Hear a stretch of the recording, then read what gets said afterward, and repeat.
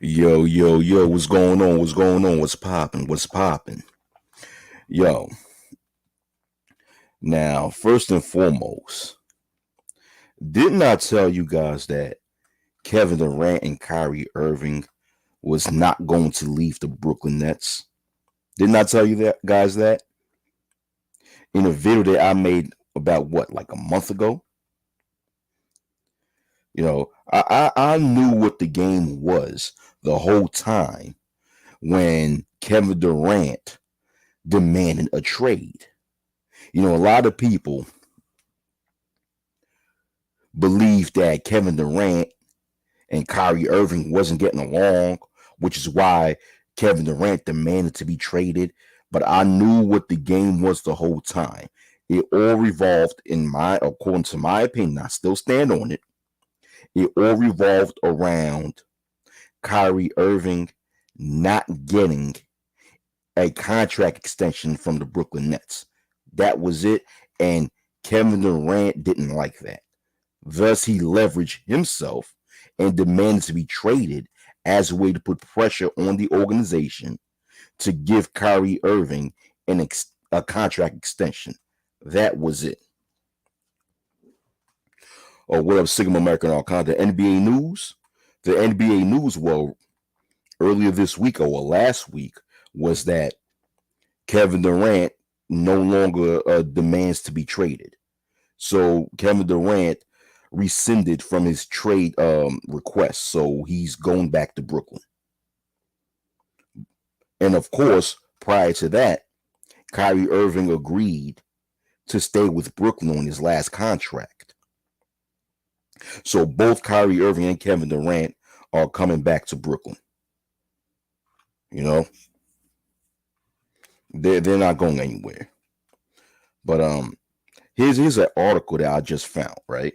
Let me share this article with you guys. Hold on. First, I'm going to post a link to this article in the chat. Yeah. I'm going to post a link to this article. Oh, yeah, and Sigma American Arcana, another rumor, right, which I don't think is going to happen, is that, what's this guy's name? What's this guy's name from Utah? The guard from the Utah Jazz.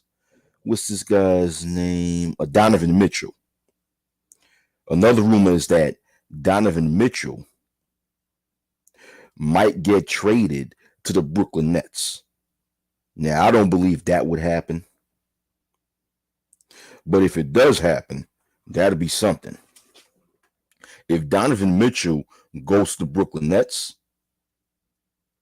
that'll be something. And Kyrie Irving stays healthy. Yeah, the East is a beast, though. Yeah, the East is a beast, though.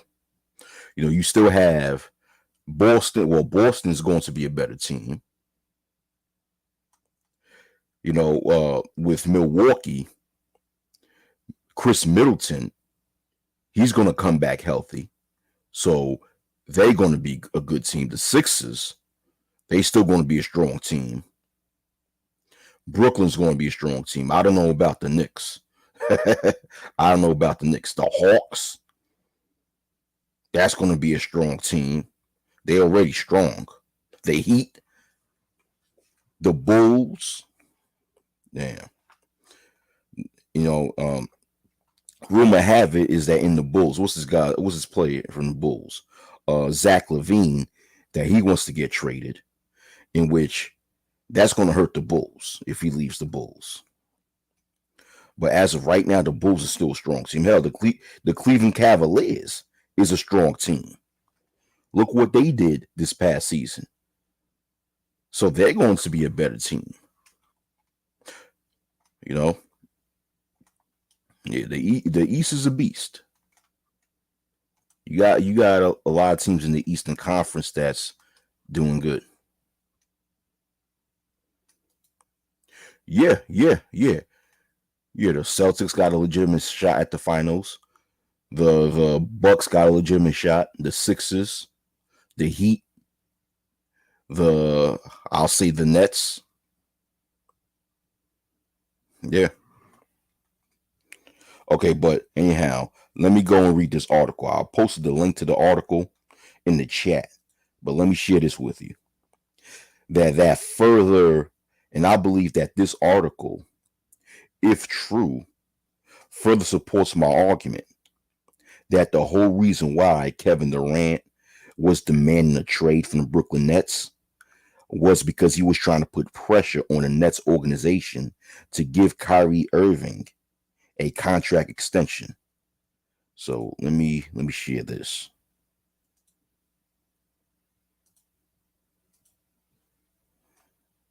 Okay, let me share this article. All right. This is from a website called NBAanalysis.net. And the article, well, the title article is a question that says, "Are Net stars Kevin Durant, Kyrie Irving still close after drama?" And the article is written by Kenneth Teep on August 26, 2022. And it says this. It begins by saying a roller coaster ride of an NBA offseason for the Brooklyn Nets seems to be coming to the end of the line. After weeks of rumors following Kevin Durant's request to be traded, he and the Nets have decided to continue their partnership for now. That is excellent news for Brooklyn, as they have a championship caliber roster with Kevin Durant and Kyrie Irving both bought in for the 2022-23 season. Getting to that point certainly took some time, as both players looked for exit strategies out of Brooklyn this offseason. Before opting into his contract, Irving canvassed the league to see, before opting into his contract, Irving canvassed the league to see what the chances of him landing a lucrative long-term contract were. When his market was cold, he opted in. Knowing that was his best chance of landing a long-term deal next offseason. Days after he opted in, Durant made his trade request. Speculation ran rampant about why Durant would do that after Irving opted in, as people thought maybe their relationship had deteriorated. According to Shams Charania, that is not actually the case. While making an appearance on The Rich Eisen Show, Charania shared that Durant and Irving were actually in constant contact with each other. Now, Shams Charania, this guy right here, he's a sports journalist, and he's stating that according to him and according to his sources, that during the whole offseason drama with Kyrie Irving and Kevin Durant and their drama with the Brooklyn Nets, that both players was in constant and continuous communication the whole time. I'll continue reading. And this is what Shams Charania said while he was in an interview at the Rich Eisen, at a show called The Rich Eisen Show. He said, the one guy with the Nets that Kevin Durant had remained with, the one guy with the Nets that Kevin Durant had remained in communication with, from everything I've been told, was Kyrie Irving. That was the one guy that he was communicating with on a regular basis. That relationship goes beyond just basketball. I think it's more a life friendship that those two have. I think this is a typo. I think that the person that wrote this meant to say it's more of a life friendship that those two have instead of that those do have. But I'll continue reading. For a few weeks, no one could get in touch with Durant. The Nets didn't know his status, and players around the league who were attempting to gouge his interest in teaming up said that he had done dark and wasn't answering, despite all of the rumors. And okay, let me stop right here. Once again, that goes to show you that Kevin Durant never really had an interest in leaving. Because in this paragraph, it states how other players around the league who was interested in getting Kevin Durant to play with them tried to contact Kevin Durant, but couldn't get in touch with him. And that usually do not happen when a star is serious about going to another team.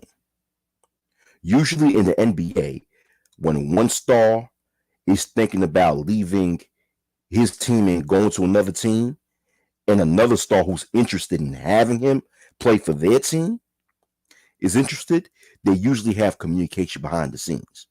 But in this case, when Durant demanded a trade from Brooklyn, a lot of other stars who was interested in having Durant come to their team could not get in touch with him. They was calling Kevin Durant, and Kevin Durant wasn't answering. Why? Because Kevin Durant, in reality, was not really interested in being traded with the Nets. He was just leveraging.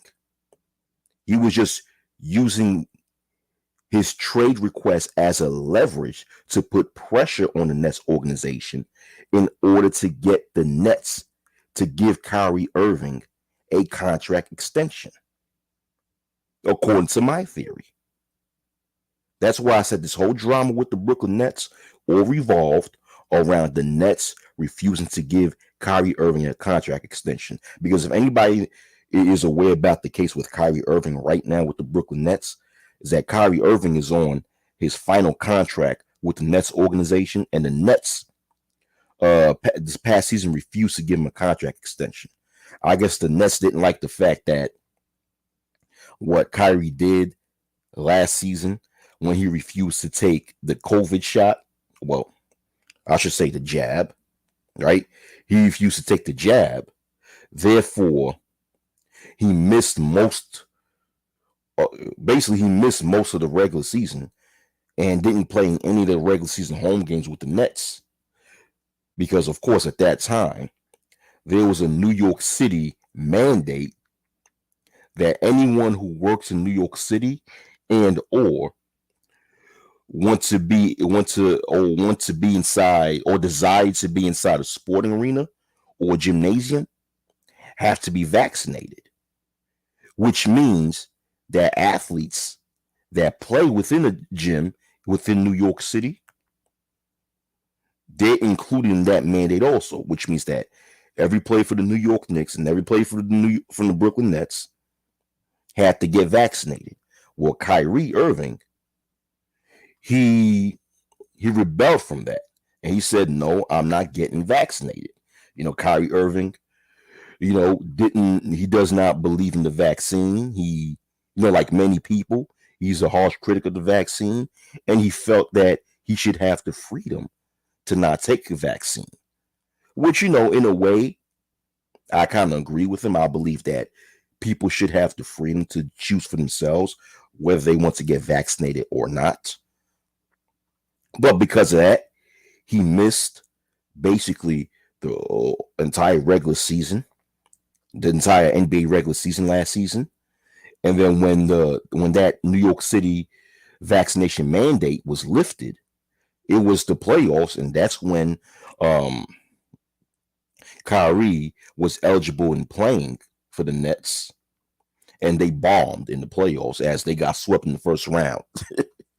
But what I'm trying to say, damn, I know I'm going on in a tangent, but what I'm trying to say is that because of that, I guess the Brooklyn Nets organization was upset at Kevin Durant because him missing most of the regular season was a big loss to the organization.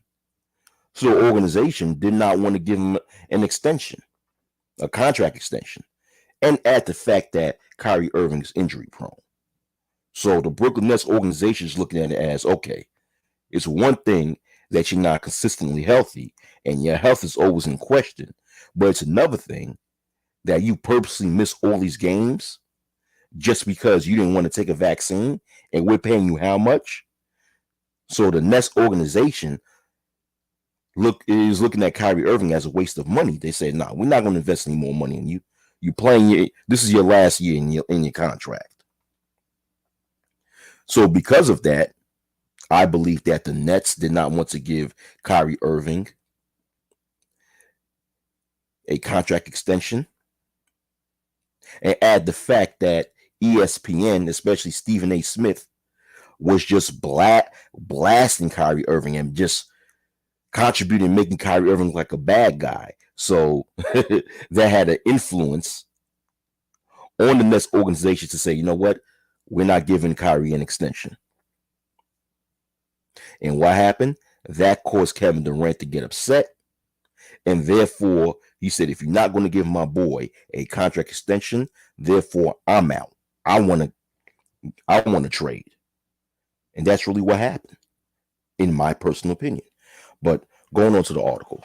And because if you could see, well, before I move on to the article, as you can see, according to Shams Charania, and let me tell you something, this guy right here, to me, I feel that although I believe that he's another Stephen A, he's just another gossip queen, but he is reputable in the sports world, especially in the world of basketball. Because a lot of things that he say initially comes out as rumors, but eventually comes true, you know. But according to what this person said, this news reporter, he said the only star that Kevin Durant was in constant communication with during the whole offseason was Kevin Durant. Excuse me, was Kyrie Irving. Why? Because, for one, Kevin Durant never had the interest of actually going to another team, like I said before. And number two, I believe if this rumor is actually true, if Kevin Durant was actually in constant communication with Kyrie Irving during the whole offseason, what I believe happened was because they were strategizing together. They were saying, yo, KD, Kyrie was like, yo, KD, you do this, you do that. And then KD was like, yo, Kyrie, you do this, you do that. And if we do that and if we do this, if we stick to what we say, then guess what? The Nets organization have no choice but to bring us two back and for you to get this contract extension. So they was brainstorming together and strategizing and creating a game plan on how to pressure the Nets organization to give Kyrie a contract extension. That's it. Because Kevin Durant wants to play with Kyrie Irving. I knew that was the case from the whole time. I saw this shit from the jump. What's up, R Jizzle? R Jizzle, Vision, what's up? Okay, Vision, I got you. Okay, I got it. Thank you, Vision. Thank you. Okay, Sigma says, Brooklyn versus Lakers finals will be the most watched finals in history, with KD versus Westbrook and Kyrie versus LeBron. Yeah, that would be a very good NBA finals. The Nets and the Lakers. Yeah, that would create a lot of ratings. You're right. I agree with that. But let me go back to the article. Right? So let me read the article. The article says, okay, for a few weeks, no one could get in touch with Durant. The Nets didn't know his status, and players around the league who were attempting to gauge his interest in teaming up said that he had done dark and wasn't answering. Despite all of the rumors, his relationship with Irving seems to be as strong as ever. While the Nets did feel slighted at some points, as they lost leverage constantly throughout the offseason, they did call their bluffs at the end of the day. Brooklyn ultimately was the best spot for the all-star duo for the upcoming season. The franchise knew that, and they shortly realized that as well. While the drama has stopped for now, things could quickly change depending on how things go in the regular season. All right, and that's the end of that. Okay. That's the end of that. He said, Denver Nuggets, what up? JLJ 504 HD. Vision says, Denver Nuggets and Brooklyn Nets will be in the finals. Ooh, wow. Damn. Well, Jamal Murray will make a comeback in the Denver Nuggets. Yeah, Jamal Murray will make a comeback, and when he make a comeback, him and Jokic, you already know that duo's real good.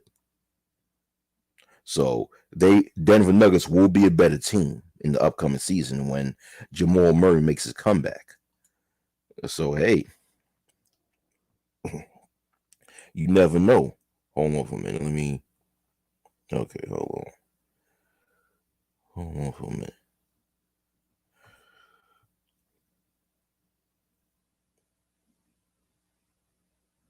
Hold on for a minute.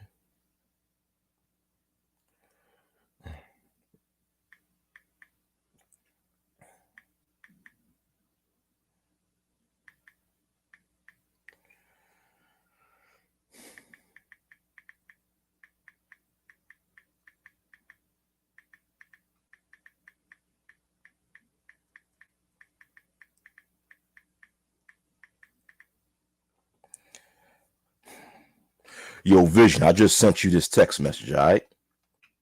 Oh, yeah, Michael Porter. Yeah, Michael Porter Jr. is coming back. Yeah.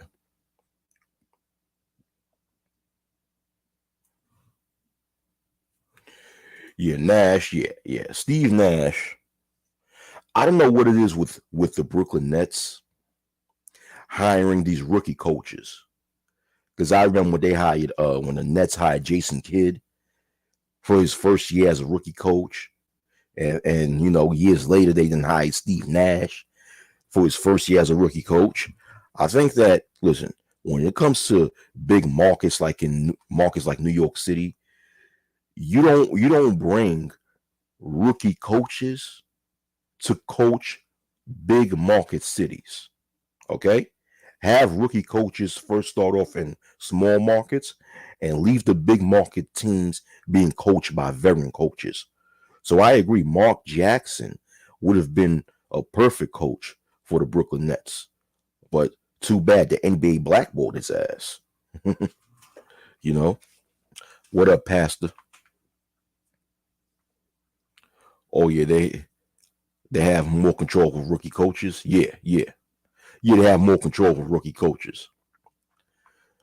But like the things with rookie coaches is that a lot of times rookie coaches, they're playing side by side.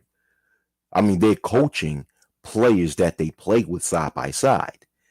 And like, yeah, the front office, I agree with Arjizzle on that. The front office have more control over rookie coaches, but rookie coaches don't really get enough respect from the players because a lot of times, like I said, rookie coaches just retired from playing, and most of the players that they're coaching, they played with them. So the players don't look at him as a coach. The players look at him as another player. So yeah, so it's like a two-edged sword. At one point, you know, on one end, yes, the front office have more control of rookie coaches, but on the other end, players don't have that much respect for rookie coaches. That's why I say when it comes to big market teams should focus on having established veteran coaches, while the small market teams should get the rookie coaches. I believe it's best for rookie coaches to start with small market teams. For example, Jason Kidd's first head coach job was where? In the Brooklyn Nets. He didn't do, he did all right, but his next coaching job was in where? Small market in the Milwaukee Bucks, where he did great. He did great with the Milwaukee Bucks. Jason Kidd was really the main reason why Giannis had the reputation that he has, because it was Jason Kidd that gave Giannis that shot, right? And Jason Kidd did great as a head coach for the Milwaukee Bucks. I don't understand why they fired his ass, but look what happened. He ended up becoming the coach for what? The Dallas Mavericks that went all the way to the Western Conference Finals.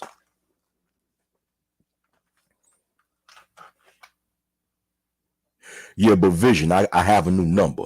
That's the thing, Vision. I have a new number.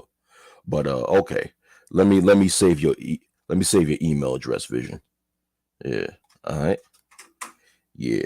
That's why I text you, because I have a new number. But all right. Hold on for a minute. Let me holler at it.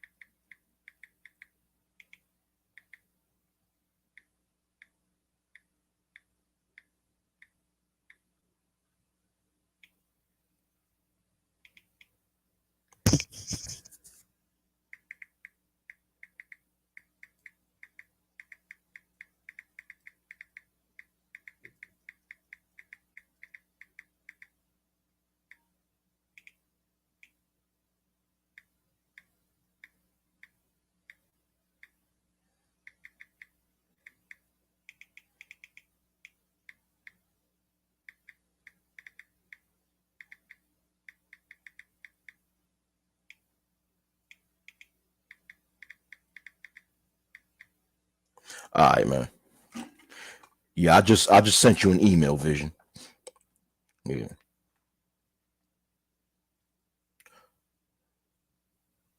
Oh, you got my new number. All right. Cool, cool, cool, cool. Yeah. Yeah, that's another good idea. Yeah, exactly. JLJ. Start them rookie coaches off as an assistant coach. And then get him as a head coach. Right. Yeah. Yeah. But I'll tell you this though. I have another prediction. I have multiple predictions when it comes to Kyrie Irving and Kevin Durant and being in the Nets. Now, this is Kyrie Irving's final year with the Brooklyn Nets in his current contract. Now, this is Kyrie Irving's chance for him to do well. Kyrie Irving first has to be healthy for this. He has to be healthy for this whole season in order for him to get an extension. For him to have any hope at an extension with the Brooklyn Nets, first Kyrie Irving has to stay healthy throughout this season, and he has to play great. He has to play great. I mean, Kyrie Irving has to play like he never played before, and he has to play great. All right. And if he does that, he might get a contract extension from the Brooklyn Nets but at the same time, if Kyrie Irving does not get a contract extension from the Brooklyn Nets, either in the middle of the upcoming season or in the next off season, you're going to see Kevin Durant echo the same sentiments about demanding to get traded. Watch what's going to happen. If Kyrie Irving does not get a contract extension from the Nets, either in the middle of the upcoming season or after the upcoming season, then Kevin Durant is going to echo those same sentiments, and he's going to once again demand to be traded. So this whole drama is going to start all over again. And if that happens, if that happens, the world is not going to take Kevin Durant seriously, because the world is going to say, hold on, Kevin, you demanded a trade last offseason, but the thing is, you turn around and rescinded from that and went right back to Brooklyn. We don't believe you. Ain't going to take it seriously. But if Kevin Durant demands another trade, he's going to be serious about it. That's what I believe. That's what I said, that in this video, when it came to this time around, when Kevin Durant demanded to be traded this time around, I knew he wasn't serious about it. I knew he was using that as leverage. If Kevin Durant demands a trade again, this time he's going to be real serious about it. He's going to really leave if he demands a trade from the Brooklyn Nets again. And he will do that if the Nets do not give Kyrie Irving a contract extension, either either in the middle of the upcoming season or next off season. That's my prediction. But all right, that's it. That's it for sports. And when it comes to my Lakers, man, they got to find a way to get rid of Russell Westbrook. I mean, we got Patrick Beverly. I didn't like I didn't like the fact that the Lakers traded Stan. I love, as much as I love Patrick Beverly, right? I like him, but I didn't like the fact that the Lakers gave up Stanley Johnson and Horton Tucker for Patrick Beverly. Horton Tucker and Stanley Johnson were two plays I wanted the Lakers to keep, especially Horton Tucker. Horton Tucker, he's a good player, man. He's a good guy. He's a good player off the bench, man. But hey, nonetheless, I like Patrick Beverly. I like the type of energy that he gives to the team and the defense that he gives. And for a guard, he's a very good rebounder for a guy his size. And he's a good shooter. That's one thing that's underrated when it comes to Patrick Beverly. His shooting is underrated. But we got Kendrick Nunn. We got point guards like Kendrick Nunn. And we got Patrick Beverly that can come off the bench. Excuse me. We don't need no damn Russell Westbrook, man. Russell Westbrook needs to get the hell out the Lakers. He should have never been in the Lakers in the first place, man. That trade that the Lakers made for Russell Westbrook last offseason was a fucked up trade. The Lakers gave up too many good pieces for this Westbrook. Come on, man. They got to get rid of his ass. And they got to find a way to re-sign Dwight Howard and Carmelo Anthony. Ain't no way in hell that Dwight Howard and Carmelo Anthony should still be free agents. Damn. Because those are guys you need off the bench. If the Lakers want a chance at going deep in the playoffs in the upcoming season and win another championship, they got to have Dwight Howard and Carmelo Anthony coming off the bench. Those two guys, the Carmelo Anthony and both Dwight Howard had a great season last year with the Lakers. The Lakers I remember last season, Lakers made the stupid move in cutting Rajon Rondo. And when the Lakers cut Rajon Rondo and he ended up going to the Cavaliers, look what happened with the Cavaliers. That team became so good, the Cavaliers at one point in time and ended up becoming the fourth seed in the Eastern Conference. Whoever thought that a Cleveland Cavalier team without LeBron James would end up becoming the fourth best team in the Eastern Conference. Come on, man. Kawhi Leonard is coming back. So the Clippers is going to be a strong team. And they have John Wall in the Clippers. So John Wall, if healthy, alongside Kawhi Leonard, alongside Paul George, that's going to be a good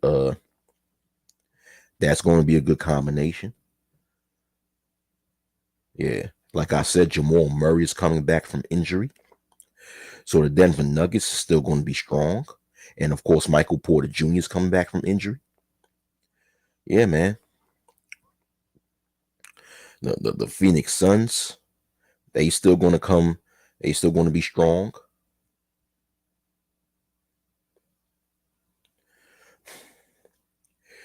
Yeah, I agree. Jeannie Buss, she's whack as an owner, man.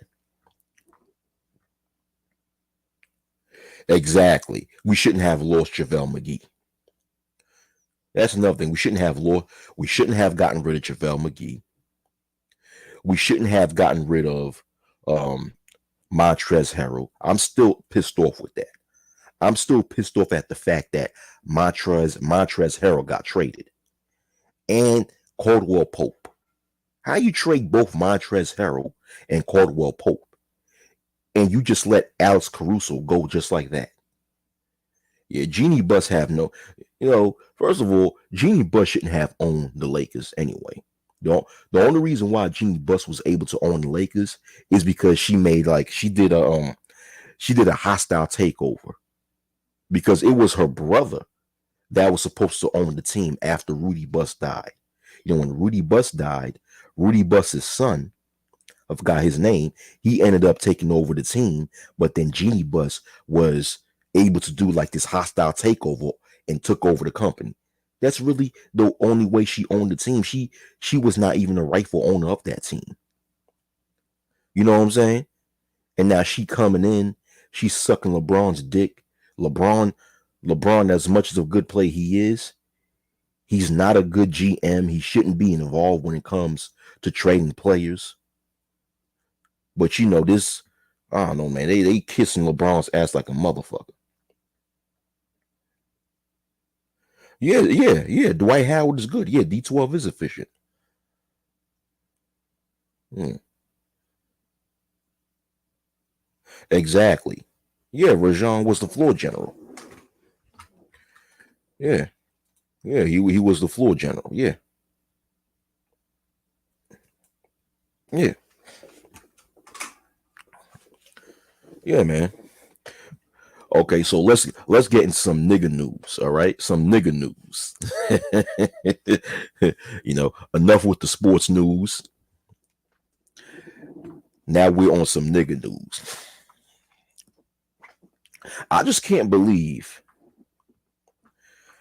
that people are still. Yeah, LeBron James is the GM of the right. Right. LeBron James is still the GM of the Lakers. Right. Yo, but one thing I can't believe, right? I can't believe that people online are still talking about this gang versus traveling. Your relationship coaches or gang coaches versus travel bros or passport bros. Oh, I think they fired Kupchak, right? Didn't they fire Kupchak? I think the Lakers fired Kupchak. Yeah, I think I think the Lakers fired him. Yeah. But like I said, back to nigga news. Enough with sports. Back to the nigga news. People are still talking about this gang versus traveling. Gang versus traveling. It's like, okay. Now let's speak about this. I'm gonna speak some more about this traveling crap, right? Well, I won't call it crap because traveling is a good thing. Traveling overseas and visiting the world is a good thing. But it it goes to show you that it goes to show you that a lot of people don't really have content like that when they want to focus so much on traveling versus being a game coach. It's like, come on, man. What I can't stand about a lot of the so-called black males online when they discuss travel is that they revolve it around females. They revolve traveling around females, where traveling is more than that. Now, granted, I don't have a problem. I don't have a problem with people traveling overseas and dating females who come from other countries. I don't have a problem with that. I don't have a problem with, males in America marrying or dating females from other countries. Motherfuckers been doing that ever since the dawn of time. So I don't care about that. But the thing is that on the internet, especially in so-called black YouTube, we don't talk about the other aspects of traveling, which are the more important aspects of it. We just speak about we just revolve traveling around females and bitches and shit like that. What about fulfilling your love of exploration?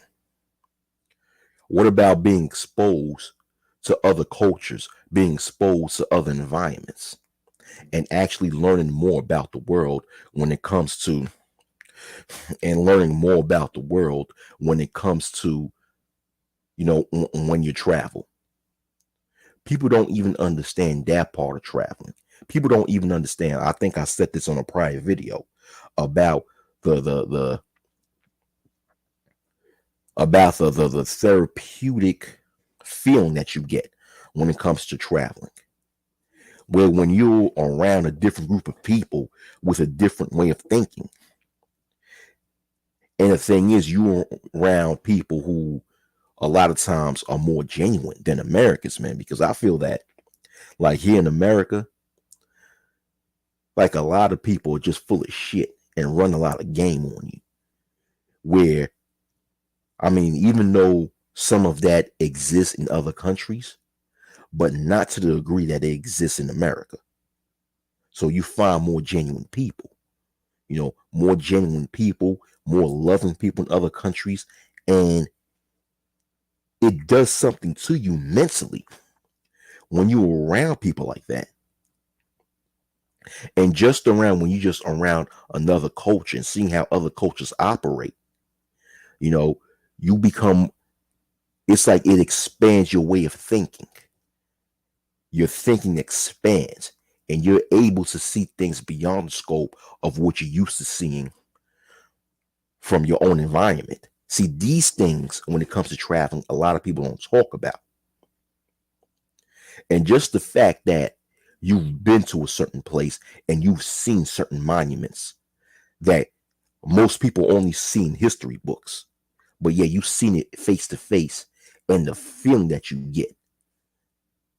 People don't speak about these parts of traveling, which these things are the more important aspects of traveling. Dating and relationships or having relationships overseas, that's just like ketchup, putting ketchup on French fries. It's like you don't really need the ketchup, but when you put it, it gives the French fries extra flavor. You know what I'm saying?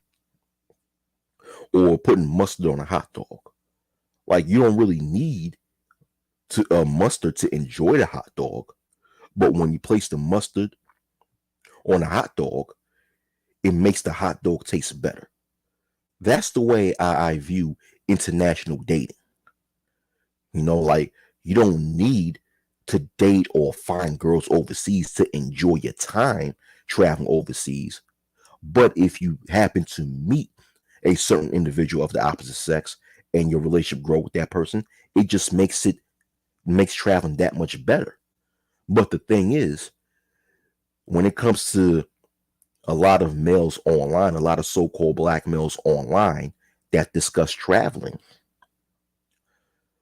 a lot of them revolve it around a bunch of fucking pussy. I mean, it's a damn shame that you have a lot of people in these spaces who are so fucking pussy whipped and so pussy hungry that they revolve traveling, or that when they discuss traveling, they're just revolving around a piece of ass.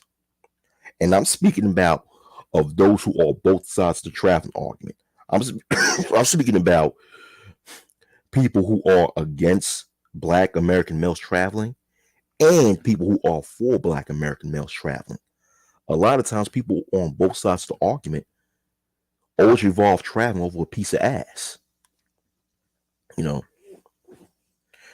And the thing is that, like I said before in my prior video concerning those who speak against black American males traveling and who's saying that, oh, you're just traveling, you're just going overseas and tricking and doing all this bullshit. It's like, okay.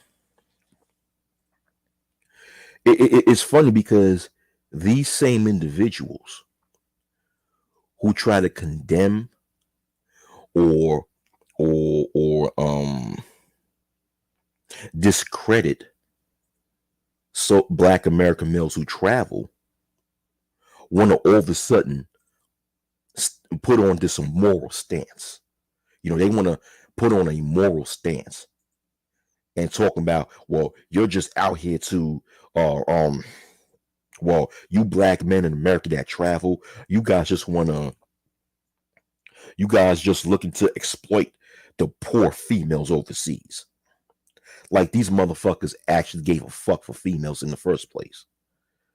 It's like all of a sudden now, when you have more and more so-called black males in America who are discussing traveling to other countries and who are opening up their options to dating or, looking for a love interest overseas, all of a sudden now, people who are against that idea want to hold on to a moral stance, talking about you're exploiting females overseas.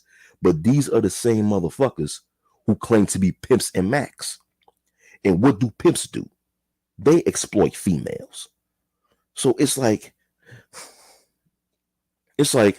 that's it's like so when people hold on to this argument against black males who travel and saying that you guys just want to exploit these poor females overseas, it's like, but don't you motherfuckers do that? Especially these game niggas. You see, the thing is, a lot of these game niggas on here, when they speak about game, what they're talking about is really deceiving females. Basically putting on a disguise, putting on a front, and deceiving and finessing females in order to get some sex from that female. But when you're lying and deceiving females, right, by putting on this game, by putting on a mouthpiece, aren't you really?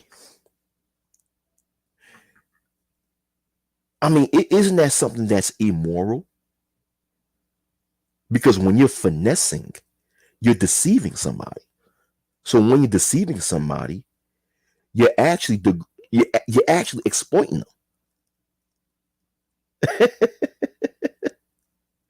so that's why I don't get with these game niggas criticizing and condemning brothers who travel overseas. They want to stand on this moral stance, talking about you guys are exploiting these poor females overseas. But these game niggas do the same thing when they spit their game and deceive females in here in order to try to get in between their legs. Nigga, you doing the same thing. It's like you're the popcorn the kettle black. It's like you're accusing other people or condemning other people of the same thing that you're fucking doing. It's like, listen, if the next man want to travel, if the next man want to travel, that's his prerogative. That's his prerogative. He wants to travel. You know what I'm saying? And isn't there more important things to discuss than condemning people who travel? Isn't that the dumbest thing? To me, I think that's the dumbest thing possible, where people want to make content condemning so-called black males that travel or decide to travel to other countries, man. I don't know, man. You guys are running out of content.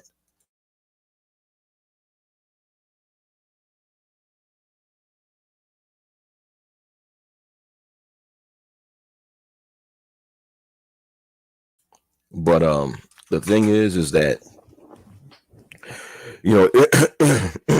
it is very ridiculous when it comes to the types of conversations that I'm hearing online. It's always this lackluster, low vibrational type of conversations, you know, and this whole thing with I don't know, man. It's like what I'm seeing is that more and more is unintelligent people coming to an intellectual space, because this space at one point in time, before the smartphone era, so-called black YouTube was an intellectual space prior to the smartphone era. You know, there was a time where this same space where it dealt with intellectuals, which means, in other words, for those of you dumbass niggas sitting in the back of the bus who didn't know, the topics that was talked about in this space was intelligent topics, which which which takes a lot of reading and research. You know, you had to do your reading, you had to do your research in order to be able to in order to be able to get involved in certain types of conversations. Well, in almost all the conversations that were conducted in this space, you had to be well read and well researched. That's what it was. It took a lot of it took being well read and well researched to be able to even participate in certain conversations. But the thing is, what I believe happened is once the smartphone era came, you know, that's when niggas had cheaper access to the internet. With the smartphone era, they, you know, they, they found that there were so-called black people on YouTube, and I guess what they thought is that when they saw certain so-called black people on YouTube, they thought, oh, he's just as niggerish as I am. Let me hang around here and you know join in the negativity. Next thing you know, right after that, as time passed by, the intelligence level of black YouTube decreased more and more and more and more to the point of fact that this space, which was once an intelligent space, just started focusing on one thing: sex. That's what you guys are a lot of you guys are focusing on: sex, females, all this other shit, man. When people talk about dating in these spaces, what they're really talking about is sex. That's really what it is, man. As if sex is so damn hard to find or hard to get in in today's world. Come on, man. Yeah, yeah, yeah.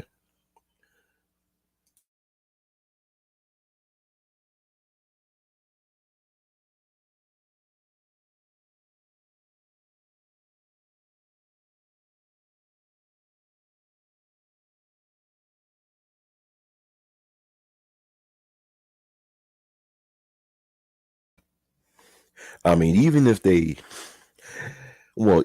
show the girls that they date, right? Let's just say this. Even if the game niggas show the girls that they show off the girls that they date, so what? That's my thing. So what? I mean, it is true that a lot of these game dudes who come on here and claim they got game, a lot of them do not show off the females that they claim that they're messing with.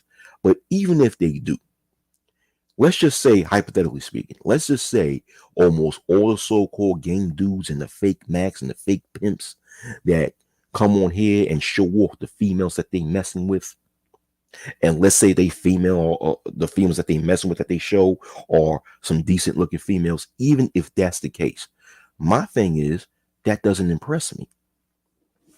It doesn't impress me. Neither does it impress anybody with a fucking brain.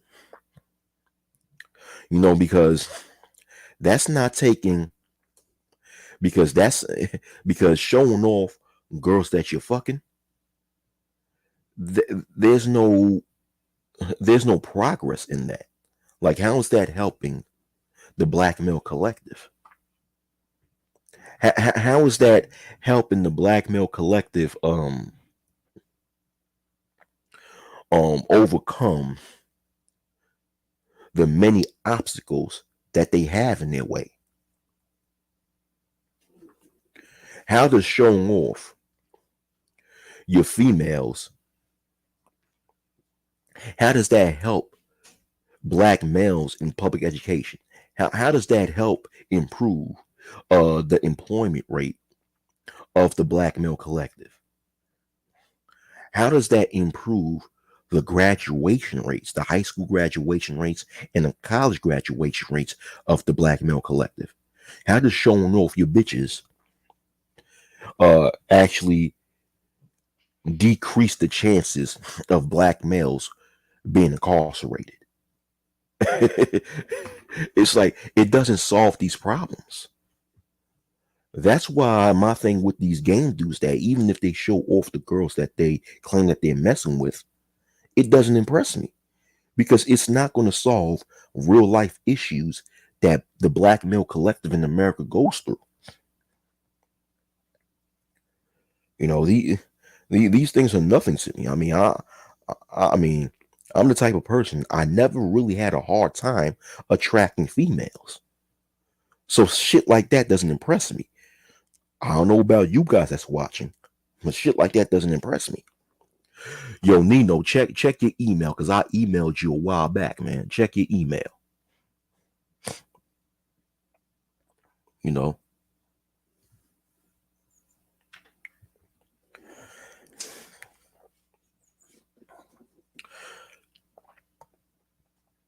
and what it is that these types of arguments is nothing but like a circle jerk because these arguments revive every few months. Every few months, motherfuckers in these spaces bring back an argument that they was arguing months ago. That's the same thing with this gang versus travel bros type of shit, right? This gang versus travel bros type of shit. Yeah, yeah, that's where I sent the email to.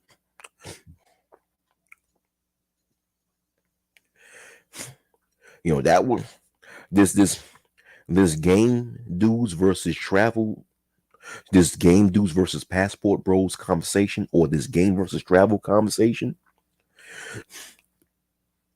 That was an argument that people had about last year or the year before, and now that same argument revives. It's like, come on, man. It's like to me, it's just dumb. It's just dumb on both ends. And my thing is this: is that people are going to people who okay, people in America who want to travel are going to travel regardless. And people in America who are not interested in traveling overseas, they're not going to travel regardless.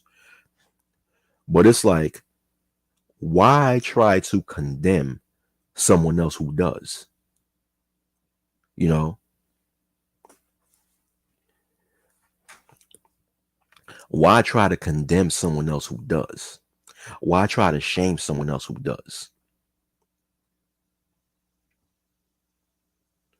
And the thing is, that's what I don't get. That's what I don't get.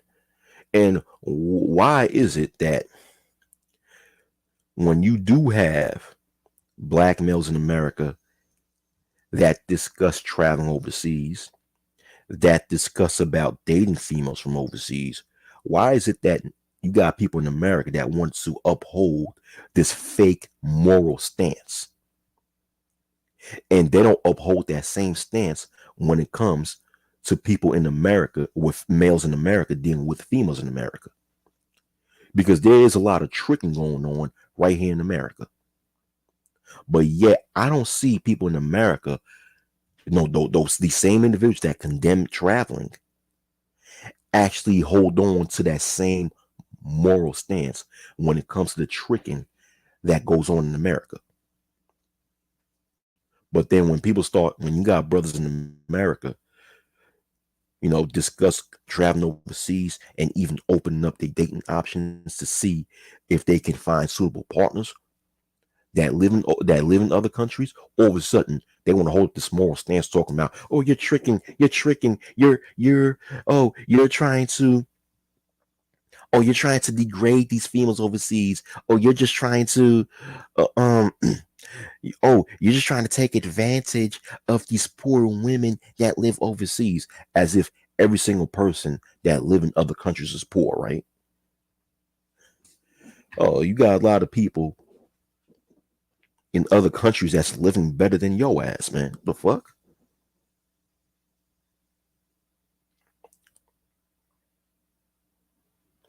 You know, that's what I don't like. I don't like this hypocrisy where you got motherfuckers who accuse the passport bros or others of exploiting females from overseas, yet these same individuals promote the idea of exploiting females in America. Once again, aren't you the pot on the kettle black when you when you give that accusation to the passport bros or just brothers in general that choose to travel overseas? It's dumb as hell.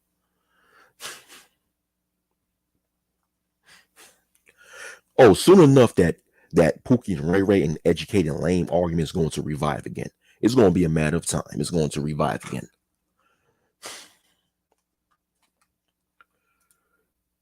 Right, because they broke and they can't do it. Exactly. Exactly. That's what I don't get.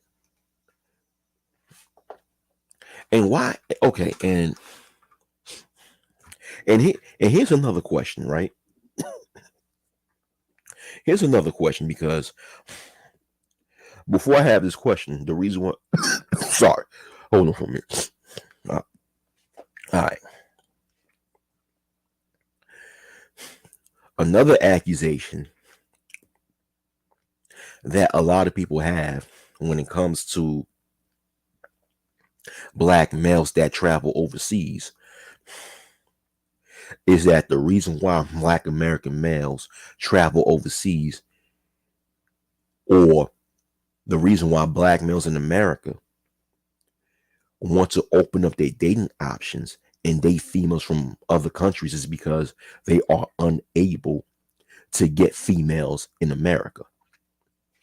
So it's like, it's either that argument that I just pointed out or the tricking argument that people use when they condemn black American males who travel overseas, right? So when it comes to this, you know, well, you can't get an American woman, therefore you're trying to get a woman from overseas argument. My thing is this: why is it that when people in these spaces discuss black males utilizing their options, they trying to make it seem the reason why they make an option is because they just are unable to have success in another option? It's like, how could I describe this, right? It's like basically with that argument with you can't get a woman from America, therefore that's why you go overseas to get a woman argument. Basically, you're saying that there's no such thing as black males choosing to go overseas out of free choice. You're saying that the only reason why black males choose to deal with females from other countries is because out of a lack for something else, not because they just openly choose to, or they just utilize their liberty to choose to, uh, you know, travel overseas and have relations with female overseas. Maybe black males in America are just finding more comfort with dating females from other countries. Maybe that's just their choice. See, when people make that you can't get a woman in America, therefore you go overseas to get a woman argument, once again, you're making it seem as if black males don't have the ability to make the free choice for themselves to choose what they like. That the only reason why they make they go one place is because they are unable to go in any other place. And that's just not the case. And when I see other so-called black males make that argument, what I see is other black males promoting this false notion that black males as a collective are just unable to just make a free choice, that they're just unable to just choose something that they like.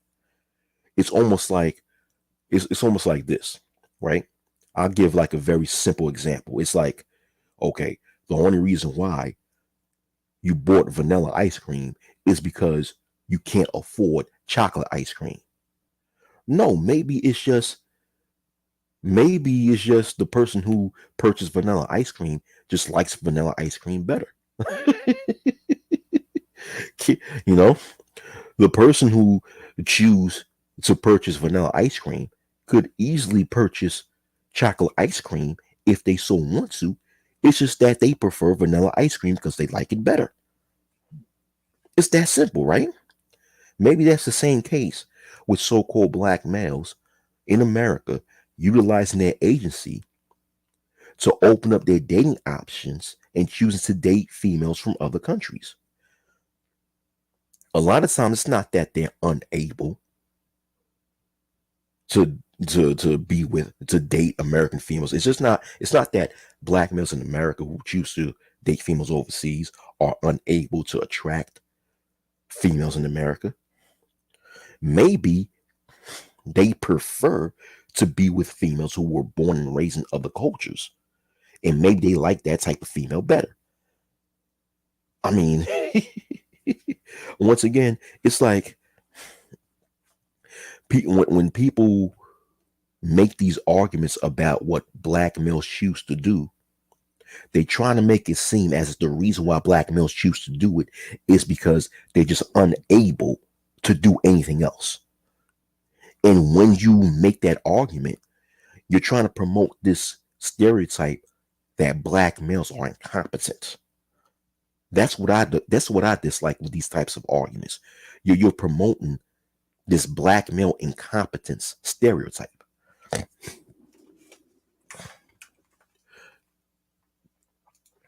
Right, right, R Jizzle. Isn't that what free people do? Exactly. How dare you pick vanilla ice cream over chocolate ice cream?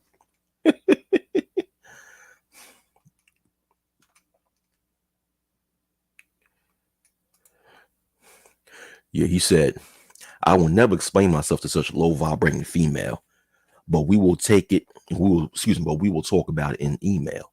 You have such a great topic here this morning. Well, I'll try. You saw my email. Okay.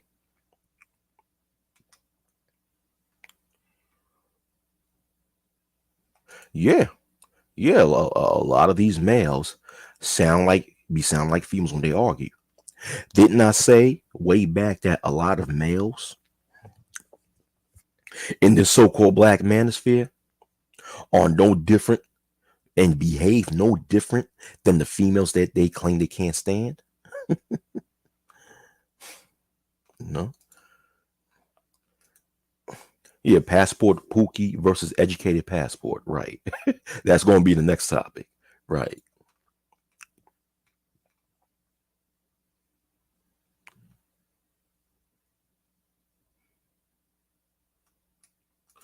Right. Right. Nino. Nino. Yeah. Yeah. That's not all, but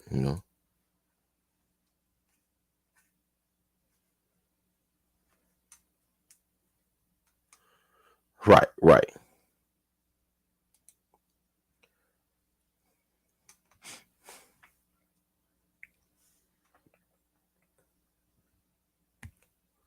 You know. I mean, that's just the thing. I mean, that's just the thing. That's what I hate about these types of arguments.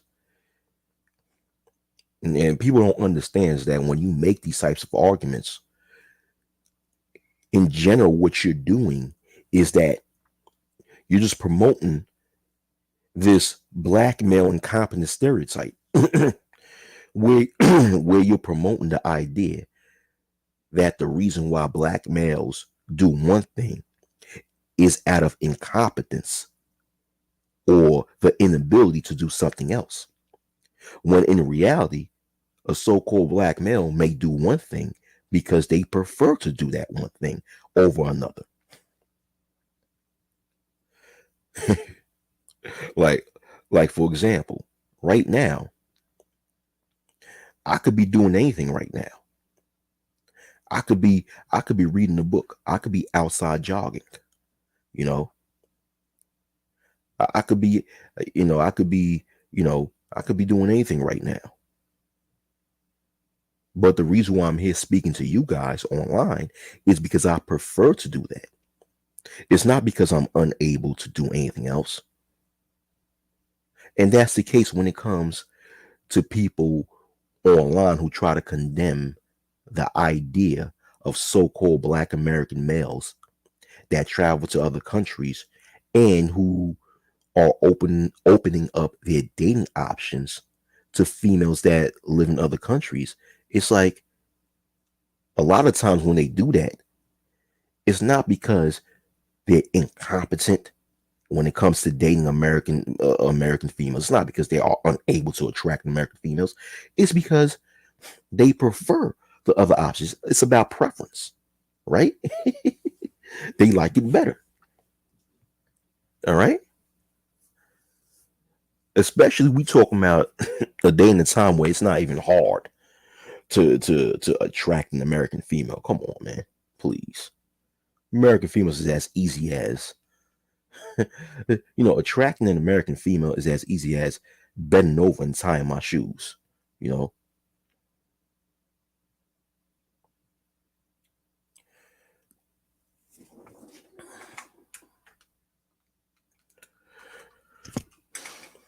all jizzle. He said I was in the clouds listening to a JX live stream the other day, and most of the black men sound dumb. And that's the case with most of the time on Jessica X's stream. Like the so-called black males that go on Jessica X's stream most of the time sound dumb as fuck. They be sounding dumb as fuck. They be coming on here sounding like motherfuckers that cannot read.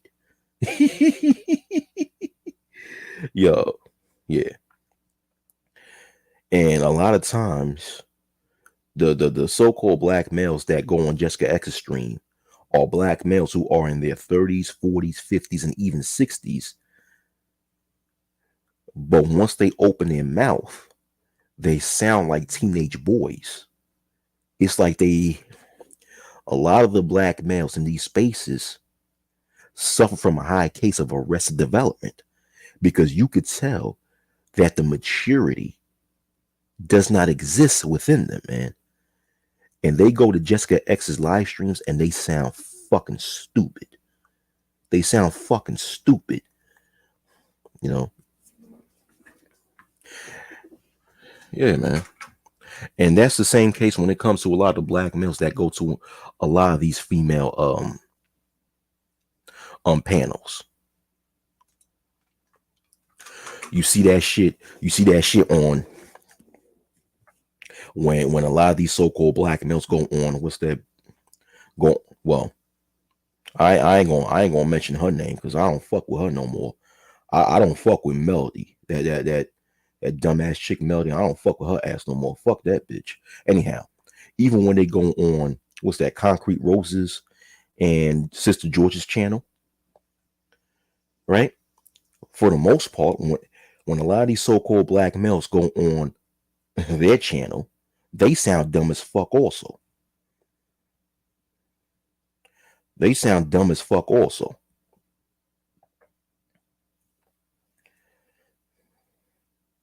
No, I'm not gonna talk about it, man. I ain't gonna talk about it. You know. Well, you know what? I will. I'll eventually talk about it. But I don't fuck with her no more. Fuck that shit. You know. But even though I don't fuck with her, but same thing when they come on, when a lot of so-called black men come on her channel, they sound dumb as fuck.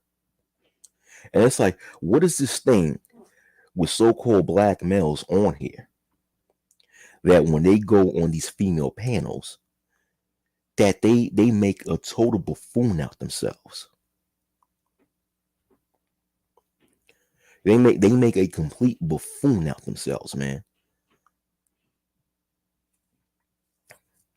I mean, do they think that that's something attractive? I mean, do they think that making a complete buffoon out themselves is something that's going to attract the female? I mean, technically speaking, it does. Technically speaking, it does, because you do have a lot of degenerate females who do get turned on by a male who makes a complete buffoon out himself. That does happen, because birds of the same feather flock together. But the thing is, a lot of these females online, especially the fake pick me group, they're not coming on here for you niggas. They're coming on here to fucking they fucking on here to make a name for themselves. And they doing that off the backs of you niggas. Yeah, they be trying to impress Jessica X. Motherfuckers be on a mission trying to impress Jessica X and shit. Yeah, and the thing is that Jessica X be laughing at they fucking ass. Hold on for a minute, man.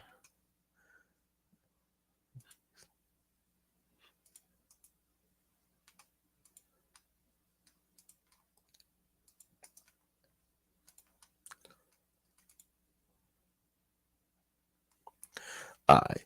A lot of y'all are on the comment section speaking. So I'll just post the link. I'll just post the link to the panel. Y'all can come up and speak.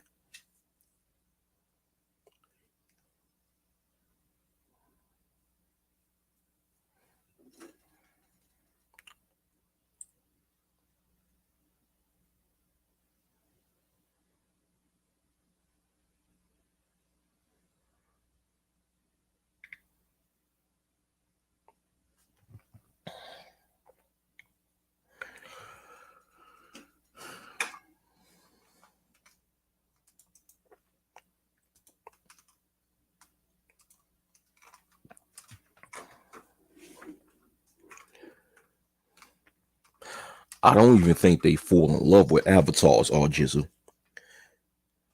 Oh, I don't even think they fall in love with avatars. What I think is that they become they're infatuated with avatars. You know. And this is no disrespect to Jessica X. I'm just speaking about in general. A lot of these dumbass niggas, when they see just a picture of a female on the internet and they hear a sweet voice behind that picture, a lot of these dumbass males become infatuated, and these females become infatuated over that. Because these females on here be infatuated with an avatar too. It'd be these males and females that be infatuated with decent looking females.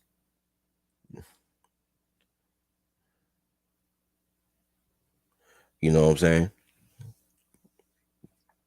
Yeah. But I don't get it with these so-called black males making an ass out of themselves. And then it's like, yo, this is why on my panels, a lot of times I have a certain order and I keep a certain order, right? And I moderate the right way. Because the reason why I do, I have to do that. Because you can see that when you watch other panels, and you see that at a snap of a finger, the conversation goes south. Why? For the most part, is because a lot of the people, especially a lot of these black males that be on these panels, they have no order. They have no order. They want to yell and scream over each other like a bunch of fucking bitches. They want to yell and scream over each other and make these lackluster talking points that makes no fucking sense. I mean, it's so damn stupid. Someone, it's like in these panels, a person can say just 2 words, and before they can even finish making a statement, you got 3 or 4 other people interrupting them. And then you have the host of the panel just sitting there allowing it to happen. in which that shouldn't be the case. In that instance, that's when the host is supposed to jump in and mitigate that situation and tell those people who are interrupting the one individual who was speaking to shut the fuck up and let the individual that was speaking finish making their point. Then the next person can speak. But you know what? Of course, a lot of the hosts of these panels is not going to do that, because what happens, you guys should already know the game by now. When people become disruptive, that causes an argument, and arguments cause drama. And what does drama do? Drama increase the ratings. It increased the viewership, because when there's more drama, there's more activity going on in the chat, and there's more people actually paying attention and watching and coming on to these goddamn panels. So it causes the views to go up. Drama causes the views. You know, over talking and disruption causes the arguments. Arguments cause drama. Drama increases the views. Thus, that's why the hosts of these panels allow people to overtalk each other, because it creates that drama that people like to watch, and it increases their views. But it comes at a price, and the price is that people who engage in participating in these panels get disrespected. But a lot of these content creators don't give a fuck about people that come on their panels and get disrespected. They don't give a fuck. They care about their views going up. That's it. That's why I don't fuck with a lot of these content creators, man. Yeah, I hate over talking too. That's why when a lot of people come on my panels, that's why I moderate my panels the way that I do. You know, exactly. Drama brings eyeballs, and that's all a lot of these content creators care about. Which is, like I said before, whenever a lot of these content creators host a panel, they will allow people to be disruptive and argue on their panels, because it brings the ratings up. It brings the views up. You know? But what's up, Vision? What's going on with you? What up, Waki? Can you hear me? I can hear you well. You loud and clear. All right, man. Well, the first thing I want to say is shalom to you, Oh, uh, and shalom. uh, and to all the positive brothers in the space, right? Like Lawrence guy is kind of disappeared, right? We had some positive people in the space, like Mike V, Complex Design. Like we have people who try to bring some positivity. I caught the tail end of that, by the way, when that this space started to slowly change. And you've been here since 1.0, right? So you've sort of seen all of the what's the word I'm looking for here? The metamorphosis of the space, like just the changes, right? Yeah, I saw it become a shit show. Right Yeah. in front of my eyes. I seen it become a shit show. Yeah. So the one thing I want to say is like when I first came to the space, I was a heavy promoter of Neely Fuller Jr., right? Because I was a hotep, right? I was a pro black Mm, hotep. This space actually helped me get out of that spell. You know what I mean? And hmm. so, but what but sometimes you can't throw what do you call it? Don't throw the baby out with the bathwater. So like Yeah. in the past, I used to study Francis Cress Welsing. You're from New York, so you know all these people. Amos Yeah, Wilson. yeah. But You let me know, hold on for a minute, Vision. Sorry to interrupt. Let me say this. yeah. There's nothing wrong with being pro black. Hmm. All right. Don't let the motherfuckers in this space tell you there's nothing wrong with being pro black. Yeah. The thing is that you have two different types of pro blacks. Yes. You Yes. have the real pro blacks and you have the fake pro blacks. See, the fake pro blacks on the internet is who you should get the fuck away from. But being a true pro black, which is about being about progress for your people, there's nothing wrong with that. But go ahead. Go ahead. No, I think Continue. it's like you're from New York. You've seen it all. Whether it be like Phil Valentine or Malachi Z. York or what's it called, Henry Clark or Banyakanan and Francis. But the Louis Fuller point is important. I bought like three or four. I bought all four books. I bought two copies of the old version and two copies of the new version. And like everything he said in that book, if you read, this space has shown that it comes true. Like there's something wrong, not with all black people. Like individually, we are able to do great things as black men. Like individually, we have great individual black men. I forget the millionaire, the guy Robert Smith. Michael Jordan, LeBron James in their own right. Even Kobe Bryant, right? Like he was set for life. R.I.P. to that brother, man. One of my favorite players, by the way, second to Jordan. But like Tiger Woods, even though he messed up, like individually, you've had like Malcolm X. The list goes on. We've had great black men, but collectively, it's been the problem, right? Like let's talk about the Jews for a second. Like you've heard the story of their money. Their money like will circulate 8 times in their community. Where with the black community, whether it be African, Caribbean, I think you're Haitian, which is good. Shout out to you guys for the first revolution ever. You know, and Black Revolution, and then say or just black people in the hood in Canada or there. We just don't keep the money circulating in our hoods. So there's something wrong with us, like collectively, not individually, collectively. And Neely Fuller talked about this, and this space has highlighted just the dysfunction in this space, man. Like it's crazy. Like, and I've not even I've gone away for a while, and I've come back, and it's gotten worse. Yeah, yeah, yeah, It's sad. yeah, yeah. And Neely Fuller Jr., like you said, is absolutely correct when it comes to the mindset of a lot of so-called black people. He's right. He's right, especially in that book. And of course, Neely Fuller Jr. was the inspiration for Francis Cress Yes, Welsing writing the ISIS Papers, in yes. which that was a very good book. But I as you hate to can, say. Sorry, uh, go. Sorry.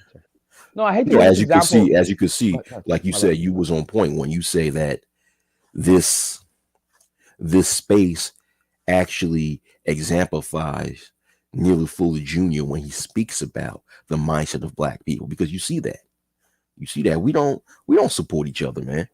On here, we don't. The reality is, most of us don't support each other unless if we're grifting and complaining about females.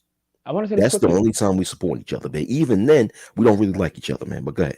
Go ahead. I want to say this. Like, if you go to like, I don't go to Jessica X's channel. I don't. I just made it a rule. But when I used to go check it out, all kind of donations, like $50 donations. Even Platinum Elite on her birthday donated $200 US, and he didn't get the pussy. He was tricking, and then he's out here calling us tricks and lames and game goofy. Yeah, he's the guy that donated to an avatar overseas.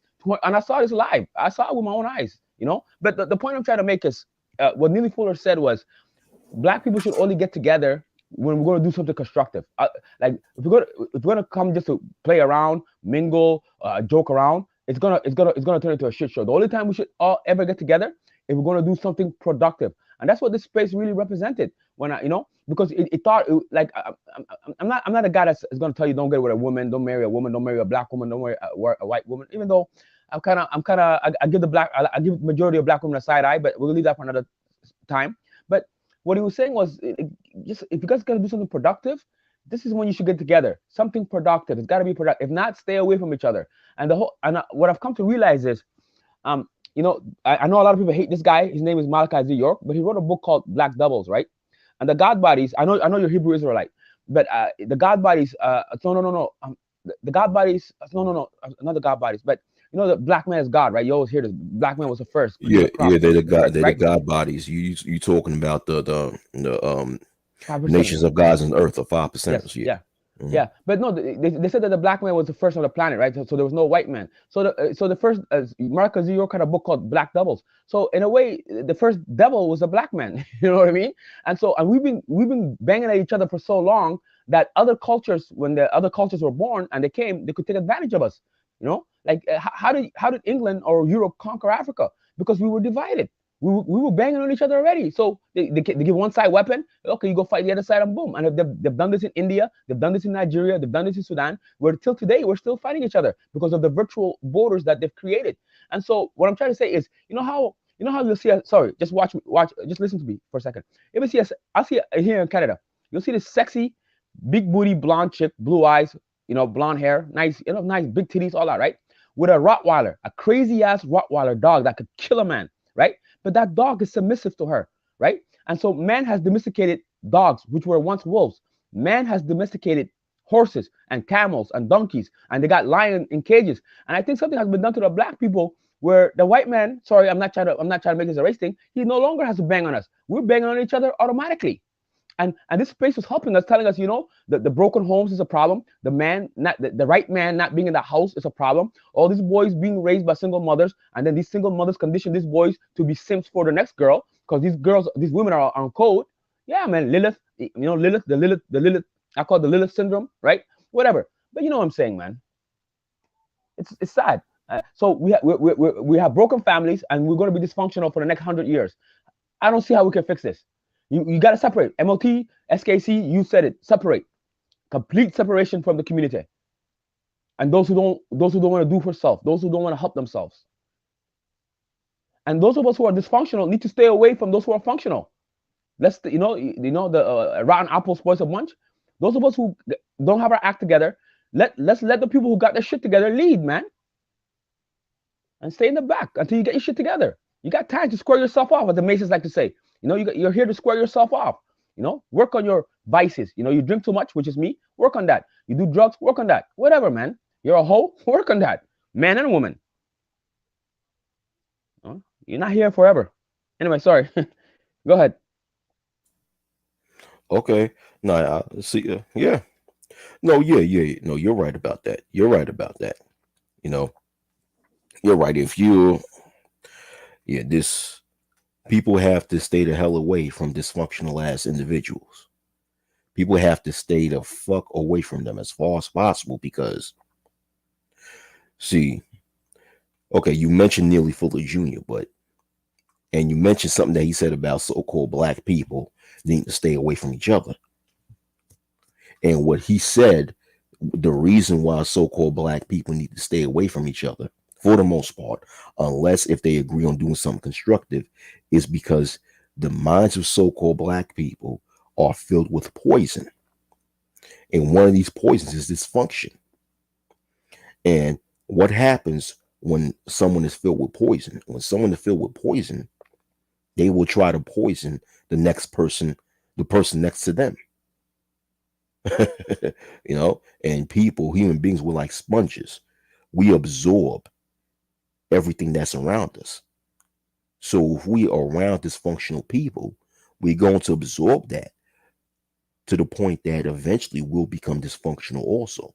The human mind is funny like that. This is why I encourage, especially positive and productive so-called black males, stay the fuck away stay the fuck away from dysfunctional people, even if this your family members. Can I say this, Waki? Go ahead. You got if you're a functional black man, like functional, like you got your shit together, you got a good job, you got money. No, make money of this dysfunctional black people, because other people they like to go buy their fake weaves, they like to go buy their nails. It's the black people are a $1 billion machine. Hip hop is a $1 billion industry. You've created all these things, and other groups of people are making money. So why don't you, if you got yourself together, make money of this dysfunction? Like MOT said, he can't wait for this shit to crash, because he's gonna be the one that builds those those houses, those special hotels where they put people up in it. MOT says it's the best. I forget what you call it. There's a name for it. I'm not American, so I don't know your terms, right? Sorry, forgive me. But you know how this Section 8? Yeah, Section 8. Why don't you can run the Section 8. You can run this, you get the government grants and put these people up in government housing and let them pay you. Make money off this dysfunction, because they're making other groups of people money. They're making the Indians money, of East Indians. They're making the Koreans money. They're making the Arabs money. We're making the Jews money. Oh, sorry. Let me be careful. Small hats money. You're making everybody else money but yourselves. So if you're a functional black person, do the same. You got your shit together. Make money off these goofies. Straight up. I got a homeboy that said the same thing. Yeah. I got a homeboy said he's looking for a connect from India for he could sell weave to these black bitches, man. Yes. and build affordable housing, and make money off these idiots, because they're not going to go anywhere. They're going to be they're going to be on welfare for the rest of their lives. These guys are going to be single. They're going to be raised by single mothers, and they're going to keep going in and out of jail. They're going to be killing each other like no tomorrow. It's sad, man. It's ridiculous, but not all, of course. Like I said again, we do have functional people in the space. We do, right? I mentioned Zero, you, Lawrence Guy, Eisen, Even some of the guys that don't get along, like Hagon, me and him are beefing, but it's still a functional brother. You gotta, you Oh, gotta, you gotta, you gotta. No, don't worry about it. You just gotta, you gotta be fair. There's a lot of functional people. Even Shaka Nulu, he's an electrician. Yeah, man, yeah, we have, and I'm just saying, those of us who ain't got nothing to say, we should stay in the chat room or stay in smaller chat rooms until we have something to say. Unfortunately, this is not the case. Yeah, and a lot of these guys that are having on panels have no idea what they're talking about. yeah, yeah. They have no idea what they're talking about, which is why they shouldn't be having a say so on these panels, man. But the thing is, with a lot of people on these panels, with a lot of these content creators, they only care for one thing: views. Yes, And these idiots that come on these panels don't know what the fuck they're talking about. Unfortunately, they create a lot of viewership for these channels. Therefore, a lot of these hosts allow them to stay on these channels because a lot of people on here are here for entertainment. yes, They're here for entertainment. They don't care about. Unfortunately, a lot of people on here, a lot of these motherfuckers on here don't care about progress. They don't care about utilizing social media to bring like-minded people together in order to do something special out in the real world. They don't care about that. They care about entertainment. So whenever an idiot comes on these panels and make a complete fool out themselves and don't know what the fuck they talking about, it entertains a lot of people. It creates viewership for a lot of these content creators when they host these panels. Thus, they let them come on. you know. But see, as you can see, a lot of these retards, they don't have a say on my fucking channel. no, they don't. They don't And have when a la- say on my fucking channel because I'll let it be known. You come correct, you get the fuck out. You know. that's good. Uh, Yeah. the one thing I want to say, okay, like once again, like Neely Fuller said, because in the past, black people try to have secret meetings. They try, like Mark the Garveyites and all them things, Malcolm X and them, right? Shout out to the father, shout out to the 5%ers. You can never call him by his real name. In some places, you'll get your ass kicked if you call him by his real name. So you just say the father. Like when these people have their meetings in closed spaces, a sellout ninja will get in, right? An agent will get in and ruin it, right? So Neely Fuller said a closed spaces for black people to figure things out is never going to work. So he said open space is what we need. We just got to be in the open air. And this space, like this YouTube thing in the age of Aquarius, which is quite interesting, but we're not going to go there. It's amazing how now we have this open space. I can be in South Africa talking to an untouchable in India, talking to some black person in China, and some other black person in Japan who's fifth generation, or whatever, right? Because you got black people all over in Alaska, right? Now we can Yeah. all, but Yeah. we're like-minded people. Doesn't matter if you're a 5%er, if you're a Christian, you're a Muslim, you're a Sunni or a Shiite, Coptic Christian. It doesn't matter, right? But Nuwapian. But y'all get together and you're of like minds and you can share ideas and work together. So because the closed spaces didn't happen, like Malcolm York built a goddamn land in Atlanta, Georgia, and look what happened to that. It's gone. And not just Yeah. Yeah. we're not gonna talk about his story because it's a very Bambata. Look at Bambata, right? You build Zulu Nation and boom, that thing is now it's shot. Well, the Zulu, and now by the way, not to change topic, you got a hip hop museum coming, but we'll talk about that some other time. They're working on that Yeah. right now. Yeah. Yeah. Yeah. Let's stick on to the Yeah, yeah. topic of discussion, right? Because I said Yeah. Hold Bambata. on, Vision. Hold on, Vision. Hold up. My bad. Hold up, Vision. Yeah. Hold up. The thing is, okay, when Neely Fuller Jr. talks about how closed closed circles don't work, I disagree with him. See, because if you really want to break it down, when it comes to a lot of the past movements that so-called black people have, a lot of these movements were out in the open. The Black Panther Party, the Marcus Garvey's NAIA movement, the Nation of Islam. They were open to the public, which is Ah, why it attracted a lot of agents. You know, okay. so I disagree with him. Closed circles do work, but these closed circles have to consist of people who are proven to be trustworthy Yes, individuals. yes, You know, yes, I mean, and open circles work too, because at the end of the day, you made a good point when it comes to having open circles, because when you have open circles, right? you can link up with intelligent minds that live in different parts of the world, you Yes. know? So both of them have their purposes. So you An can use open both. I got you. circle have its purpose, a closed circle have its purpose. But Yep. I say that certain things you can share in the open circles, Yes. but only certain things you can share in the closed circles. You got to know Okay. which ones to have. But go ahead.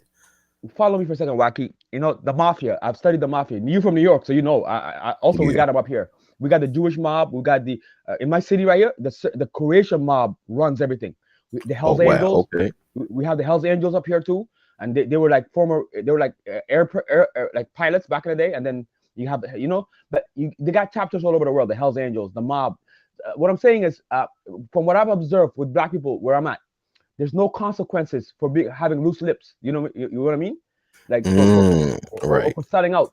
Like for example, the Knights Templar. I don't know if they're real or not. Don't worry about it. The Jesuits, and then the Masons. Like I'm talking about the real Masons and them. Like if you talk and you start leaking shit, you're dead.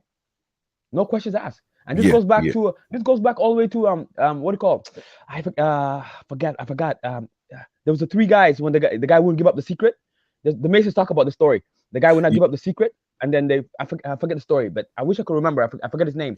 are you talking about Herman Hiram Biff, Herman Biff, Abiff? Herman Biff, yeah, Herman Hiram Biff. That, Abiff? that, yeah, that whole story, Yeah. right? And how Yeah. that so he would not give up the secret, and they killed him, and he still, and then when they found out, they were all dead, and then the symbolism behind that, and that's how that when you look at the Masons and what they do, that's where that comes from. It's our knowledge, by the way. But what I'm trying to say is, yeah, there's consequences. They should like not. It shouldn't be in the crime families or just it should just organize real organizations. There's even the triad or the yakuza. Yo, you talk, you're dead. That's it. And so Mhm. if you don't have that mindset, don't join. Just stay out and enjoy your life. But if you're going to be a real movement and people start leaking shit, they need to disappear. And I know that's sad to say that, but it's the truth. I ain't got the Right. heart for it. But I'm not. But one thing.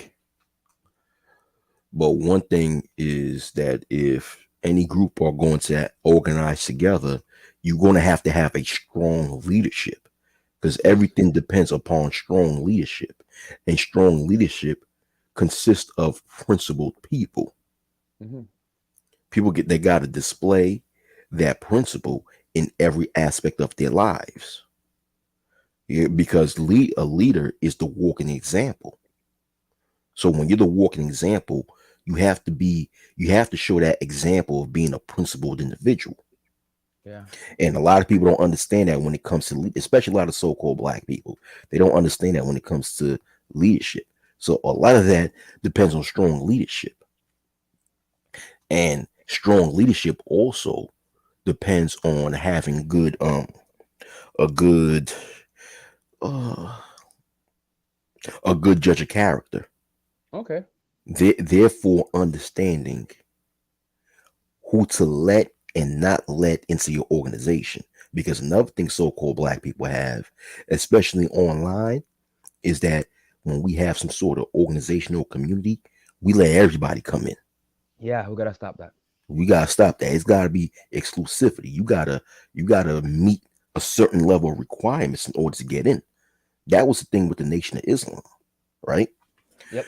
During the heyday of the Nation of Islam, and this is what members of actual members of the nation told me Hmm. that the hardest thing with the Nation of Islam was two things. It was hard to get in, and it was hard to stay in because a lot of people could not get in the Nation of Islam, and a lot of people who got in couldn't even stay Because you couldn't drink because and a lot smoke. of them did Never not did meet that. the requirements. So, That's what, yeah. and I don't want to speak of the 5%ers, but the father had to. It was so hard to get in that the father had to go to the people in the streets, and so there is an argument in that. I'm not gonna. I've never completed my lesson, so I'm not gonna speak too much on that. I'll let the real God body speak on that. But the other thing, oh man, I was gonna say something important and I forgot. Go ahead. I forgot, man. Sorry. Oh no, I'm done with what I had to say. But what up, Go Oh yeah, Professor? yeah, yeah. Let me say this. Let me say this. Go, hold on, You hold know, on for a minute. Let me hold on for a minute. Let me read Go Professor's comment. yeah. He says, when we are dealing with powers desiring to stay on top of things, well, infiltration will be enacted on many levels. But this is the thing with infiltration. right? Because me, I'm the type of person, I don't fear people in power and I don't fear infiltration. My thing is, when it comes to whether or not an organization can be infiltrated, it depends upon the strength of the leadership of whichever organization. Because when you look at organizations that was infiltrated by the United States government, by government agents, when you actually take a look at the leadership of that organization, it had a level of corruption. Yes. Same thing with the so-called Black Panther Party. Well, I won't say so-called, but the original Black Panther Party. One reason why the FBI was successful in having many agents to infiltrate many levels of the Black Panther Party is because some of the leadership was doing some of the most corrupt things. Yep. I mean, once again, it's no disrespect to the Black Panther Party because when it started off with people with good intentions. But then as it progressed, cats started killing each other. Cats started doing all sorts of shit. So I'm like, okay, that's corruption with inside the organization. And when you Can I have add on? corruption with inside the organization, infiltration will be just that much easier to join. So so that's why I'm saying when it comes to any type of organization, yeah, you have the opposition that will attempt to infiltrate if it poses as a threat to the opposition, but it all goes down to mitigating the corruption with inside the organization as much as you can. I'm done with that. Go ahead, Vision. I want to say this quickly. Forgive me if I'm wrong. Some anybody can correct me in the chat or here. I don't know if we're still live, but MLK was a hoe. Right? So that was his weakness. Here he is a leader. He's supposed to be the leader of a movement, turn the other cheek. While Malcolm X is like by any means necessary, right? And the FBI was following both of them. And from the book or from the movie, even though the movie is not always 100% accurate, like from what I've read as well, Malcolm, MLK was getting around. If you know what I'm saying, Yeah, like yeah, you yeah. know. So again, this goes to show that the black man weakness is pussy, and the way the Mossad. Have you ever heard of Mossad? Israeli Mossad. You talking about the Yes. Israeli Mossad? Yeah, Yeah, they will yeah. use women to get to you. If you ever watch the movie Munich, when one of the scenes they did that. And by Steven Spielberg. And so, and the one thing I want to backtrack. Malcolm X, the mistake that Malcolm X made was when he had problems with Elijah Muhammad. They should have found a way to handle that in house. Instead, he ran to the people that were supposed to be his enemies and started airing out their dirty laundry. I'm not Yeah. condoning, Yes. and Yes. Agreed. snitches get stitches. And Malcolm X is my man, but I'm sorry, snitches get stitches. So if it's true, it's true. Nigga, keep your mouth shut. That's an organization that built you. You can't go out of cellar. Just wait your turn, and you'll get leadership. And they told you don't talk shit about JFK's death. Just don't say nothing. You should have listened, and you didn't. So anyway. Oh, the other thing I want to say, Wacky, you're from you're Haitian, right? Hello. Yeah, I'm of Haitian descent. Yes. You're of Haitian descent. Okay. So look because of what Haiti did. By the way, the citadel is like second to the pyramids in the pyramids of Giza in Egypt. I want to go to the citadel one day in my life. I gotta go there. You know what I'm talking about, right? Yeah, I know exactly what you're talking about. Yeah, Yeah. like how they built that and everything like that. It's a work. It's a marvelous work of art, man. Like they did that in the 1800s. It's amazing. So anyway, what I'm saying is, Haiti. We all know that Haiti is being punished for being the first black nation to revolt against the powers that be, and because of them is why the United States was created. Because Napoleon had to sell. I forget what it is. The Louisiana. Louisiana territory. Because he got his ass kicked. And here this guy named Napoleon wants to become emperor of Europe. But because of what Haiti did, to just make the story short, they are being punished until today. And now you got the Dominican Republic going against you guys. You see that? You see how messed up that is, right? And you guys are neighbors. See, that's a dysfunction. I'm from Sudan, okay? South Sudan, by the way. And we got a new country. And as soon as our leader was dead, the two biggest tribes, the Dinka and Nuer, just started banging on each other, just killing each other. So I'm just trying to show you the conditioning. So now the point I'm trying to make is you're from Haiti, I'm from South Sudan. Somebody here in the chat is American, like what do you call ADOS or foundational. There's another one, foundational Black American, I think, FBA, whatever, right? You have black people in India, right? They're called the untouchables. You have black people in China. You have South Africans. You have black people. You have Afro Latino, right? Afro Latinos. You got black Colombians, black Brazilians, right? So we gotta give up these titles. These are not our titles. You got black people. You got native, indigenous black people who are from like Jamaica, the indigenous to Jamaica, indigenous to South America, indigenous to the Americas, right? You got that too. So we need to give up these titles and just get and be on the same wavelength. If you want to be dysfunctional and shoot up each other, Chicago, Baltimore, Toronto, Scarborough, Mogadishu, they're fucked up too. It is Somalians. Don't trust me. I know. You know, Yeah, yeah, you want yeah, yeah. to do that. Go ahead, do that. Right. That's you. But those of us, the positive Somalians, the positive Ethiopians, Eritreans, like Nipsey Hussle, like a Kobe Bryant, and even people greater than them. You know what I mean? You got in the 5% with the god bodies. You got Spanish god bodies. You got white god bodies. I don't know how that works, but hey, you got it. I'm not gonna question it. You got everything. Bruce Lee. Bruce Lee was a great human being. You think I'm gonna say, oh, Bruce Lee, just because you're Chinese, I'm not gonna learn from you. I'm not gonna study Jeet Kune Do. No, you know what I'm saying? So we gotta be careful when we start letting other races in. We gotta get our act together first, because we're last in this race called race, right? Where look at the Jews, man. The Jews figured it out. You can't take Palestine from them. Of course, Uncle Sam helps out, but it is what it is. All right, all right.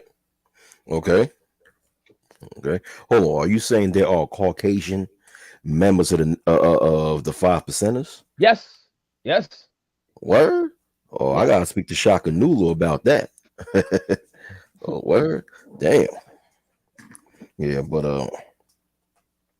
nah, that's crazy though. I wanna, we sort of got off track Okay, my bad. because I want to speak about this bullshit that goes on here on We, these we, whole we ass didn't, Rocky. spaces. We didn't. Sorry. On these whole ass spaces because this shit just turned to a shit show.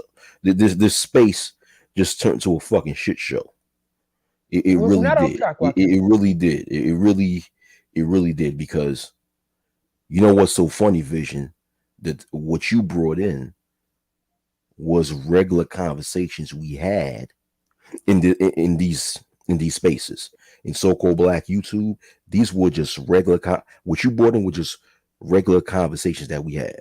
It's not about this complaining, grifting over a piece of ass and shit like that.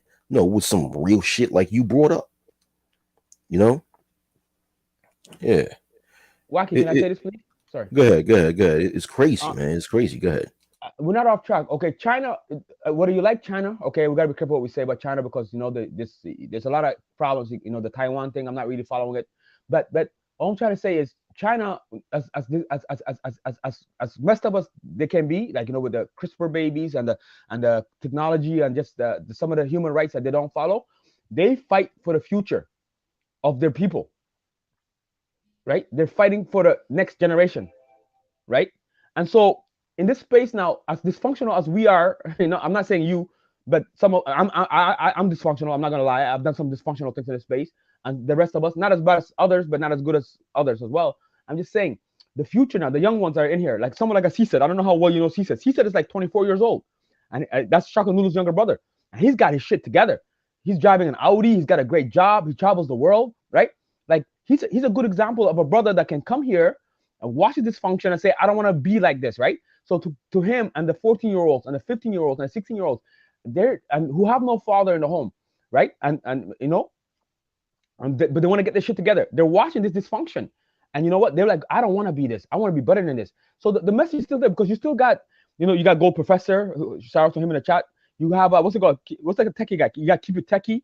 You got the Black Brain Trust, which is you got Mike V. You got you. What's the other guy there? You got the guy. There's a Black Professor Black Ops.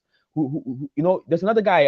I forget it. He does a lot of like the Net Plus A Plus stuff. So you still got guys that are they're keeping it moving. Even Thai City and all these guys. Even though Thai City is his approach is a little different. They're still getting the message. Like guys, stop being goofy. Stop being stupid. Learn your rights. Know the law. Understand female nature. Now I'm not gonna say that all women are bad. You just gotta pick the right ones. So like we're not off track because this is what like I don't have kids, but a father or a mother or an adult, your time here is finite. You're supposed to pass knowledge down to the next generation, and they're supposed to be better. But we don't have that right now, so we're not off track because this space was not supposed to be what it is now. And so my question to you is, like not me, but why are you still going? Are you trying to? Are we trying to recover, or or is it gone? It's off the chain. The train is off the tracks. Build a new one. You know, am I making sense? Oh, I'm not trying to recover shit. I ain't trying to recover shit. I'm just here to do me. That's it. Okay. Yeah. Because see, the thing is with recovering is that if you're gonna if we're going to recover what this space used to be, it has to be done collectively amongst people who say that they're manosphere. The improvement has to be done collectively. Realistically, that's not going to happen. You're not going to have an entire collective of people that's going to try to recover what this space used to be. So I'm not trying to recover shit. Okay. What I'm just doing, I'm just giving out. I'm just doing my part. That's it. That's all I can do. Is It's a Jesus Christ do my saying, part. Hold on for a minute, Vision. That's all Go I'm ahead. going to do is do my part. I'm not saving this motherfucking space. All right. These niggas killed it. So it's these niggas' job to save it. Nah, they're not gonna do that. I know they not. I just said that. I just said they not, but that's their job. If not my job, I ain't recovering shit. Shit, don't. Yeah. Help me with one And scripture. Oh, sorry. and plus the only way really to actually if anyone would I'm not even gonna say it on here, man. This there's certain things that I purposely don't say because I don't think a lot of niggas out here deserving to even hear me say. But go ahead. I was gonna say this. There's two scriptures. I haven't read the Bible in a long time, so forgive me. My memory isn't too good anymore. The one, be wise as a serpent and gentle as a dove, right? Like I think that makes sense, right? Mm-hmm. Like or Right. Yeshua. I don't. He has another name. I know about Yeshua, but he has other name. Issa in Arabic is Imam Issa. But Mm-hmm. be wise as a serpent and then something as a dove, right? Makes sense. And the other one was when he was speaking, it goes for something for ears to hear. Like so, like Yeah. I think like the one scripture you're talking about says the scripture says, "Be as wise as a serpent, but as harmless as a dove." okay, And the okay, other scripture says, "Him who have ears, let him hear." Something like that. yes. Yeah. So like so you can find meaning in everywhere. In the Quran, in the Bible, in the Torah, you name it. Even in the other religious books. The Hindu books and the Sikh books, right? So, but Mm-hmm. like we're not off track, man, because the way we got here, I just took it to a the micro and the macro.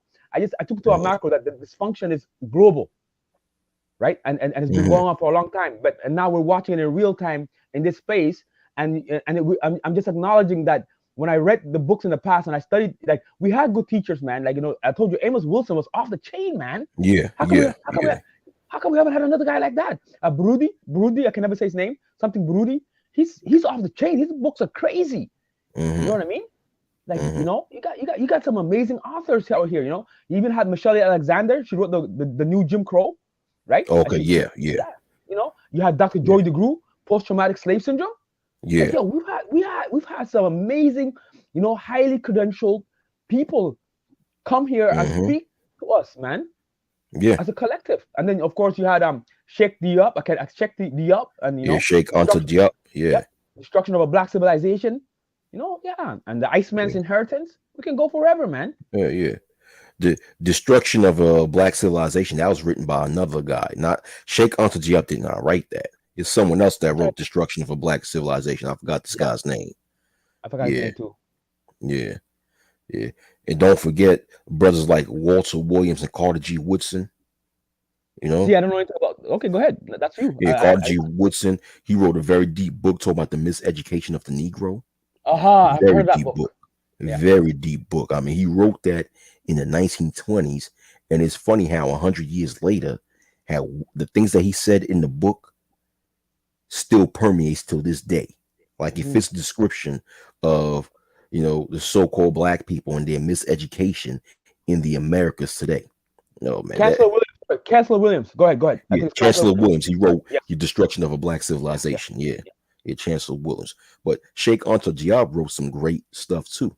The things with Sheikh Anta Diop when he spoke about, I think he wrote books. He was one of the first authors that exposed how the ancient Egyptians were so-called black people. The thing is with Sheikh Anta Diop is that he went, he traveled across the world and actually seen the artifacts for himself. He's one of the few black writers that did that. Yeah, I don't know if anybody know that. No, I did not know that. Yeah, Ivan Ben Sodoma, they came before Columbus, yeah, yeah. Ivan Van Sertima. Yeah, they came before Columbus. Yeah, I and he got wrote a that book called book. Golden. He wrote a book called Golden Age of the Moors. When I saw that book online, Yeah. it was like $250, and it's not in Oh, print anymore. oh wow. Really? Yeah, Oh damn. yeah. Damn. Yeah. But yeah, they came before Columbus. That was a good book too. That was a good book. Yeah. And Yeah, man. Panyakanan, he went to University of Spain, man. Like he went to he went to he went to one of the schools where they taught like the Moorish science. Well, I'm not gonna say Moorish science, Moorish history in Spain. There, Yeah. like, a lot of people like Panyakanan was an interesting person, man. Yeah. You know? Yeah. Oh, Ben yeah. Yochanan. Yeah, man. I mean Ben Yochanan. Yeah, I seen him. I seen him when he was alive. I saw him back in 2008. Yo, he Yeah. died broke though, man. That's a sad, Yeah. eh? That's The sad. people, he died broke, man, and in a nursing home. Yeah. In And nobody Harlem. could take. I know where he died. I know the hospital he died at. Harlem Hospital. I think it's called. So, Yeah. so if you're a black young boy and you see this, what's the point of you? And okay, Michelle Alexander said this in her book, The New Jim Crow. She said she was talking to a black kid, and he goes, "I don't want to be a black leader because all black leaders get killed." Like he was already programmed to not even want to save his race or take on the mantle of leadership. Mhm. Because every time, like even though Tupac was not a so-called leader, he did start out as a Black Panthers. You know the story, right? His mom and Yeah. Afina Shakur and all that. Right? Like Hmm. Malcolm X, like Martin Luther King, what's the name? Sheikh Khalid Muhammad. Yeah. Yeah. Even Yeah. Malcolm X died Well, seriously in well, Mexico. but when it comes to these things, Sorry. but when it comes to these things, okay, one reason, see, when it comes to these things, right? A lot of these leaders, they do so much for so-called black people and get so little in return by their own people.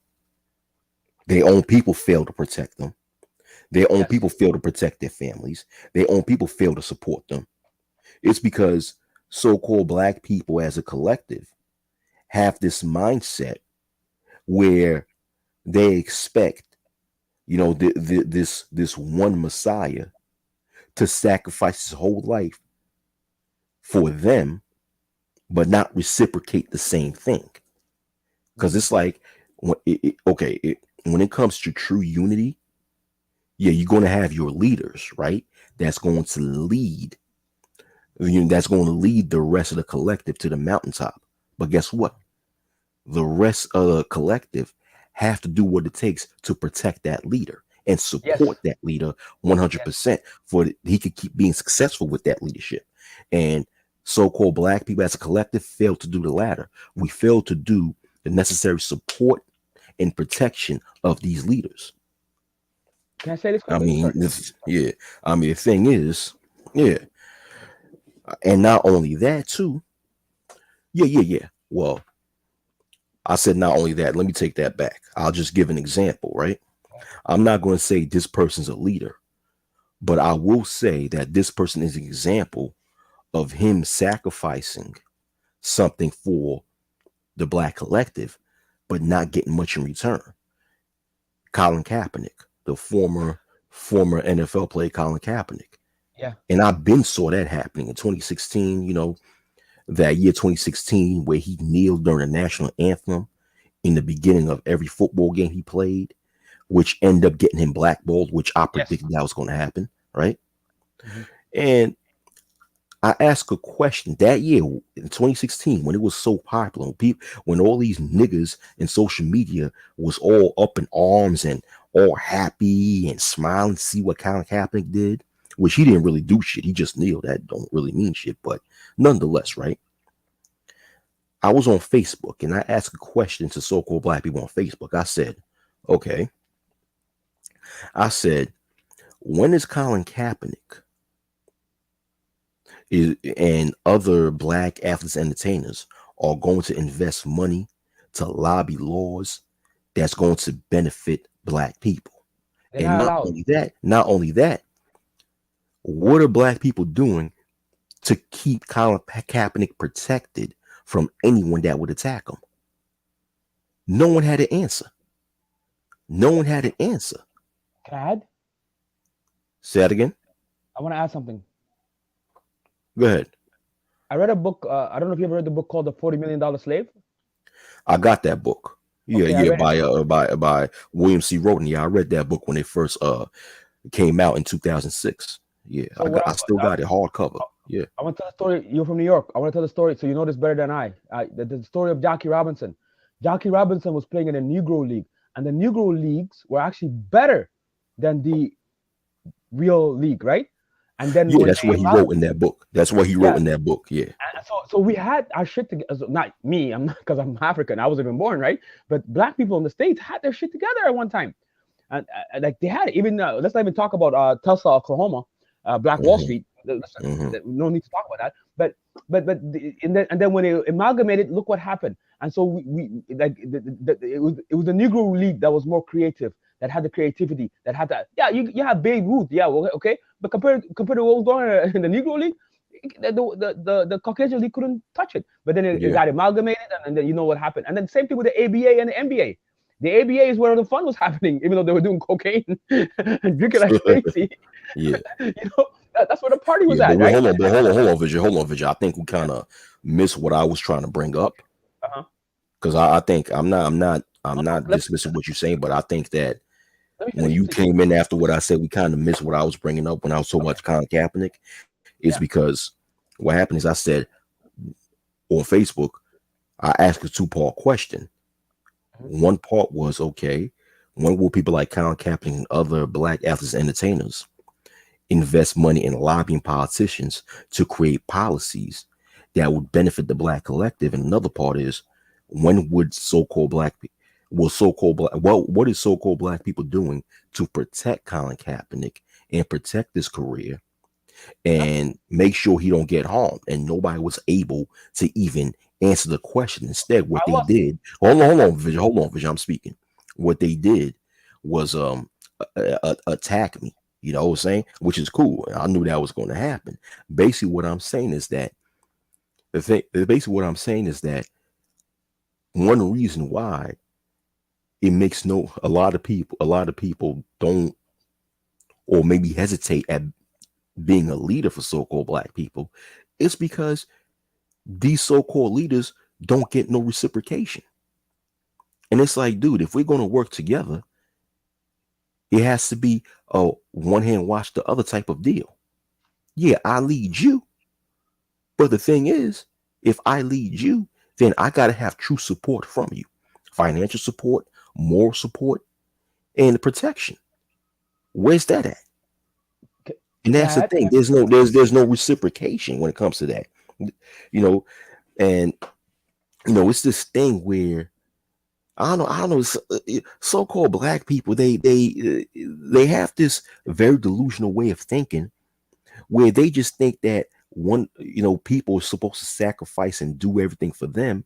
Meanwhile, they just sit back and benefit from the sacrificing that someone does for them while not contributing to anything. And that's just not reality when it comes to any type of improvement and progress for a collective. When it comes to collective progress, the whole collective have to be involved and contribute to that progress. It's not just one or two people contribute while everyone else benefits from the contributions. No, everyone's supposed to put a hand and contribute. And that's why when a lot of the brothers on here, when they take that in rugged individual route, although I don't fully agree with rugged individualism, but I do understand why they take that route. You know what I'm saying? Because so-called black people, for the most part, as a collective, they don't know how collectivity actually operate. They think collectivity operate on some, or on some one person serve everybody type of shit. Nah, nigga. everybody contributes and everybody plays a part.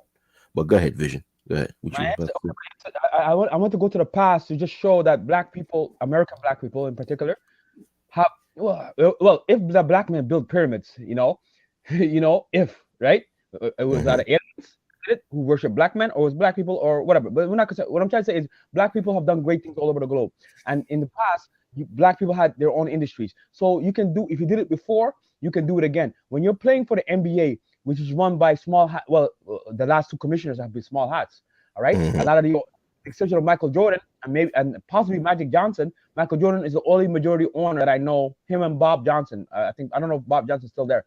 Are the only Michael Jordan is the only majority owner in the NBA. The rest is, I don't know what they are, but I know they're not black men. Okay, so the point I'm trying to say is, what if you're an actor or a celebrity or a musician or an athlete, and you're being paid by these industries, you can't speak against them. You can't just Colin Kaepernick could not have done what he did, and white America be okay with him playing.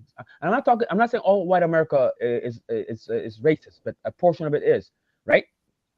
And so basically, the only way to do what you want is you have to create your own industries. You have to create your own industries. And listen, man, I'm not gonna I'm not I'm, there's no conspiracy theory. Kobe was building an empire. He was, and he was retired. He was building, he was investing in technology. He was doing a lot of things, and boom, and his daughter was going to be an amazing basketball player. She was going to be probably the greatest WNBA player ever. The way she was going, she was doing one-footed fadeaways. Okay, he's dead. Nipsey Hussle, even no, when he died, What? What? I'm just saying Well, that. Like, Vision. oh, Let me stop you right there because you made a great point. Oh, I'm sorry to interrupt, because you made a great point about Kobe Bryant. Allegedly, right? Based on my research, Kobe Bryant was in the process of suing this pharmaceutical company who was illegally utilizing the name Black Mamba when Kobe Bryant had the trademarks to Black Mamba. So, with these pharmaceutical companies, a lot of them are, a lot of them operate like the mafia. You know, yes. I'll just say that. A lot of them operate no different than Colombian or Mexican drug cartels, where if you're trying to stop their money, they're trying to kill you. So, so allegedly, what some some theorize is that pharmaceutical company, I forgot the name of that pharmaceutical company that Kobe Bryant was suing, but it was theorized that pharmaceutical company was behind Kobe's plane crash or helicopter crash. So I don't think that Kobe's death, Kobe and Gianna Bryant's death, and the death of everybody else in that helicopter was due to, you know, people was trying to stop Kobe's some white man was trying to stop Kobe's reign. I think it was just that pharmaceutical company that was trying to stop Kobe from suing them. Because if Kobe was successful suing in court, he would have gotten a lot of money from that pharmaceutical company. But go ahead, continue. Okay, I'm just gonna go in here quickly and leave. Okay, quickly. Prince died mysteriously. Michael Jackson died mysteriously. Bill Cosby went to prison mysteriously, and Kobe died mysteriously. So I'm out of there. I'm gone. So all I'm trying to say was, the only way you can protect Colin Kaepernick and you can do whatever you want is to have control of your leagues, because at the end of the day, when we watch the NBA, the show is LeBron James. Even though he's old, he's still amazing. The show is the Lakers and a majority black players playing. Kyrie Irving, Kevin Durant. Although Luka's amazing and he's Eastern European, by the way. The show is a majority black players. Same thing in the NFL. The real show, the attraction, the thing, the people, even in college basketball and college football, the people who put seats, asses, sorry, on those seats, are the athletes, and that's why the NCAA had to capitulate and start paying players, because the 5-5, where they left, they were mad. Remember Jalen Rose said, my jersey is selling for $80 and I can't even buy a pizza. So I'm going to the NBA. So I'm just trying to say, you have to start controlling your own interests, your own organization. You've done it before, and it's very difficult to do again, because I think there's powers that be that are preventing it. Because, like I said again, black people are $1 billion industry. Every other group is making money off you, except ourselves. Yeah, yeah, yeah. But you know, um, see, the thing is, the only way that other groups can stop so-called black people controlling their own industries is if so-called black people allow it. Yes. See, the thing is that one thing, okay, one of the greatest strengths that other groups of people can use against so-called black people is the fact that black people are not united. Because remember, the most powerful weapon in war are not nuclear weapons. The most powerful weapon in war, and you mentioned this vision, have always been divide and conquer. That's like the secret to winning a war against another group. Make sure they're divided against each other. Therefore, they're unable to organize together to come against you. Thus, you have a handover over that other group. Yep. And that's the problem with our people, so-called black people. We're divided against each other on so many levels. Yes. We're divided against each other based upon religion. We divide each other based upon a political party. We divide each other based upon class. We divide Right. against each other based upon tribes. Now you got this damn, uh, you know, ADOS slash FBA versus every other so-called black people. You know, all this other bullshit, right? You have this we divide against each other based on age, gender, and stuff like that. We're so divided against each other. So of course, in that us being black, so-called black people being in that condition, other groups of people can easily take advantage of us. And if you got a few so-called black people who will come together to try to do something special that the opposing side may find to be a threat, of course they'll try to dismantle it. And if so-called black people as a collective don't come together and protect that those few blacks that are trying to do something special, thus we what happens is that the opposing side ends up winning and destroying whichever progress black people trying to do, because so-called black people, we don't work together when we don't even really truly support each other, No, we don't. because we easily jealous over each other like a bunch of bitches. I mean, and you see this shit here on YouTube. You Yes. see it displayed here on YouTube, where one black content creator, I guess, well, they have a level of popularity on YouTube, and what happens? The next content creator gets jealous and try to destroy that other content creator's reputation, trying to discredit that person. You know what I'm Yep. saying? Trying to make this so-called beef with that person, and also do underhanded things like dox the person. This is Yep. so-called black people doing this to each other. Dox Dox the his person, family. Dox his dox dog. they Trying to get him fired. Trying to get him fired. dox their family, trying to get them fired, Look what they or did to Jessica or X. hold on, Vision, hold on, Vision, or try to get that person's account suspended. You know what I'm Yep. saying? Or other underhanded things. But go ahead. What were you saying? The name of the company is High Tech Pharmaceutical. That was the one that Kobe was going against. High Tech Pharmaceuticals. Oh, okay. And no, yeah, no, that's it. That's it. That's it. Go ahead, finish. I just want to say that. Nah, you was saying look at something. I think you were saying look at something. No, no, I said like look at what they tried to do to Jessica X, right? Yeah, And back. This is back. This is like this is the circle. Okay, look at this function that's going on in this space, right? Look at everything we just talked about. You know what I mean? The boys are a grade four level. Not all, just as a collective, at a grade four leading level. We're killing each other like crazy all over the planet and all over, like Baltimore, DC, Mogadishu. I forget the capital, Lagos, which is Nigeria. The capital of South Africa is, oh my God, in Australia. yeah, And yeah. up Hmm. here in Calgary, the Somalians, the Sudanese, and the Jamaicans are just banging on each other like no tomorrow, while the bikers and the Indian gangs are benefiting from it, right? So, all this is going on. Ukraine is happening as we speak, right? So I gotta be careful. That's it. That's all I'm gonna say. Taiwan is about to something's going on over there. Like me and you just had this whole conversation, and here we are as a collective in this space acting a fool, like you said, acting a fool. You Yeah, bitch broke. You bitch broke. You ain't got no game, nigga. You an incel. What is it? Tricking. You're a trick. The trick game versus trick wars again. Passport bros. Why you traveling? This and that. Why you traveling to get dirty foot bitches? Blah blah blah blah blah. The fuck, man?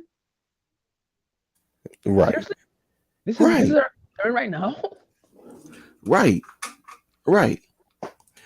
Much more serious things are going on in the world that we can discuss about. There are much Bitcoin more. fell. Sorry, go ahead. Yeah, Bitcoin fell like a motherfucker. All right. Yeah. Ripple, Ripple and the SEC are still going at it, right? Yeah. Niggas are not look at watching the money. And forget the article that said by 2050 the black household is going to be zero, right? Not just black, eh? The poor whites too, eh? There's a whole bunch of a group of people that are not going to be going into this next phase, eh? Once this blockchain and distributed ledger technology gets going, which is in Hmm. its infancy. You got 10 years to figure this. Remember when the internet came and a lot of us didn't see the benefit of internet? Who, who, Right. who thought who thought who thought I would be buying shopping online with my bank and Right. credit card? Who thought I would do that? By the way, Elon Musk was part of the PayPal mafia, eh? But he's an African American, but that's a joke. Literally. Yeah. Yeah. This guy's trying to go to Mars, which we don't know about. But who cares about that? He's building Neuralink, he's building Starlink. The cars are driving themselves, right? All kinds of things are going on in this world, and here we are doing this. Like Bitcoin Bitcoin fell to 20,000, which Ty City predicted. Shout out to that brother. He did so that like Ty City. If you go behind the paywall and you follow him with his like advice on cryptocurrencies, you're gonna make money with this guy. Right. Right. So here's Ty City being a fool, but behind the scenes, this guy actually knows what he's talking about when it comes to cryptocurrencies, right? So this is an opportunity. If you got your money right, remember the Golden 11 said, "Get your mind right, get your body right." Blah blah blah blah blah. Missed that brother, by Hmm. the way, man. This guy, I Who, haven't seen the who Golden who you 11 talking in about? ages. Golden 11. He's gonna get your mind right, get Oh, your no, body right. go. Yeah, Yeah. you remember that saying? Get your mind right, get your body right, keep your savings high, your liabilities low. Yeah, the Golden 11 is here.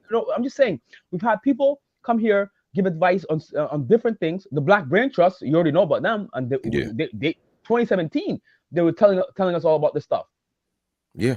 Yeah. and so we Yeah. had things to help brothers, but unfortunately, hey, you know what I mean. Even Zero's a serious guy, but you know, like Zero's a serious dude, man. But people don't want to listen to him, and everything he predicted has come to fruition about the space because he's watched the space go. Just as you have, and you two have different perspectives. So yeah, man, and here we are acting a fool again. While all this is going on, all these opportunities are missing us by. All these opportunities to get yourself out of the poverty, get yourself out of get yourself out of the gutter. But someone like a CSET, he's the only one I can think of right now. There's a guy by the name of KC. I don't know what happened to him. Hammer is finished. Don't worry about him. He's done for. Oh shit. He came out of the stomach dead, stillborn. He came out of the stomach stillborn. He's done. He ain't going nowhere, man. That kid's gonna get played, man. He's gonna get Damn. destroyed. But yeah, man. Just yeah. Wacky. I can't watch the space anymore.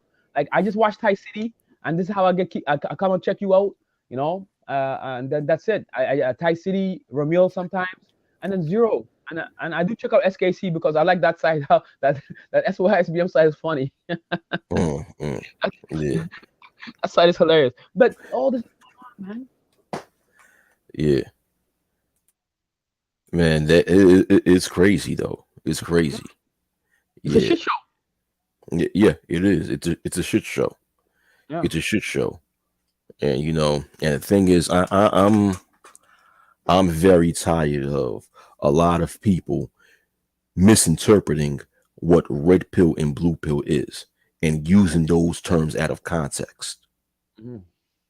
Because people in these spaces are so quick to utilize those metaphors and revolve them around females. And those metaphors have nothing to do with females. It's deeper than that.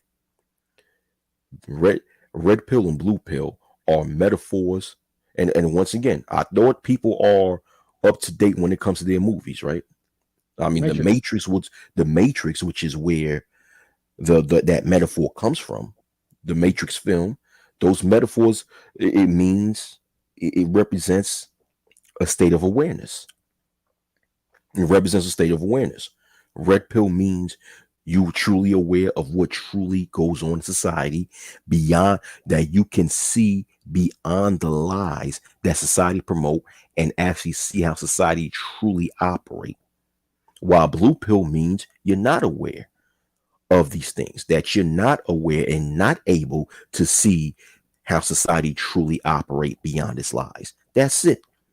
That's all red pill and blue pill mean. Red pill means when the veil is taken from away from your eyes and you truly can see how society truly operates. So both of them are metaphors that represents a state of consciousness. Higher consciousness is red pill, lower consciousness is blue pill. The fuck that shit gotta do with females? That shit ain't got nothing to do with goddamn females.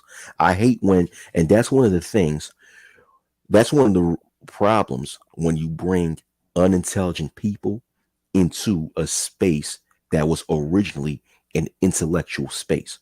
When you bring unintelligent people into an intelligent space, they often water down and use words out of context. And you also see that when motherfuckers is now using simp, the word simp out of context.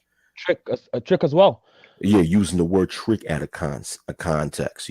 It's like if you show any type of now, due to the fact that unintelligent people are coming into an intelligent space, if a male shows any type of mutual respect or is cordial with a female, he's now called a simp, which is that's not what a simp is.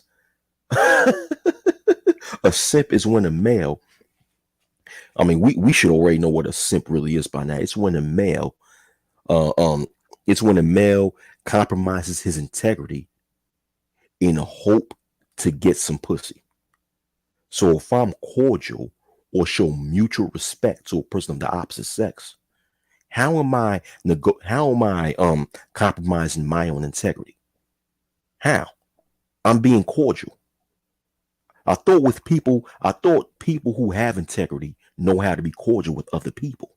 They I do. thought people with integrity know how to show mutual respect towards other people. I mean, if you're not disrespecting me, there's no reason I should be disrespecting you. So if a female does not disrespect me and shows me respect, of course I'm gonna show her respect back. If she's cordial with me, I'm gonna be cordial back. You mean to tell me I'm gonna be called a simp for that? But this is what happens when unintelligent people comes into an intelligent space. Motherfuckers take things out of context. And one main example is this red pill, blue pill metaphor, which they revolve around some females. That shit ain't got shit to do with females. So when niggas say this bullshit about you could be red pill in America, but blue pill overseas, that shit don't make no fucking sense. Because once you're red pill, you're red pill. Once you're red pill, it just means that you have a higher sense of awareness.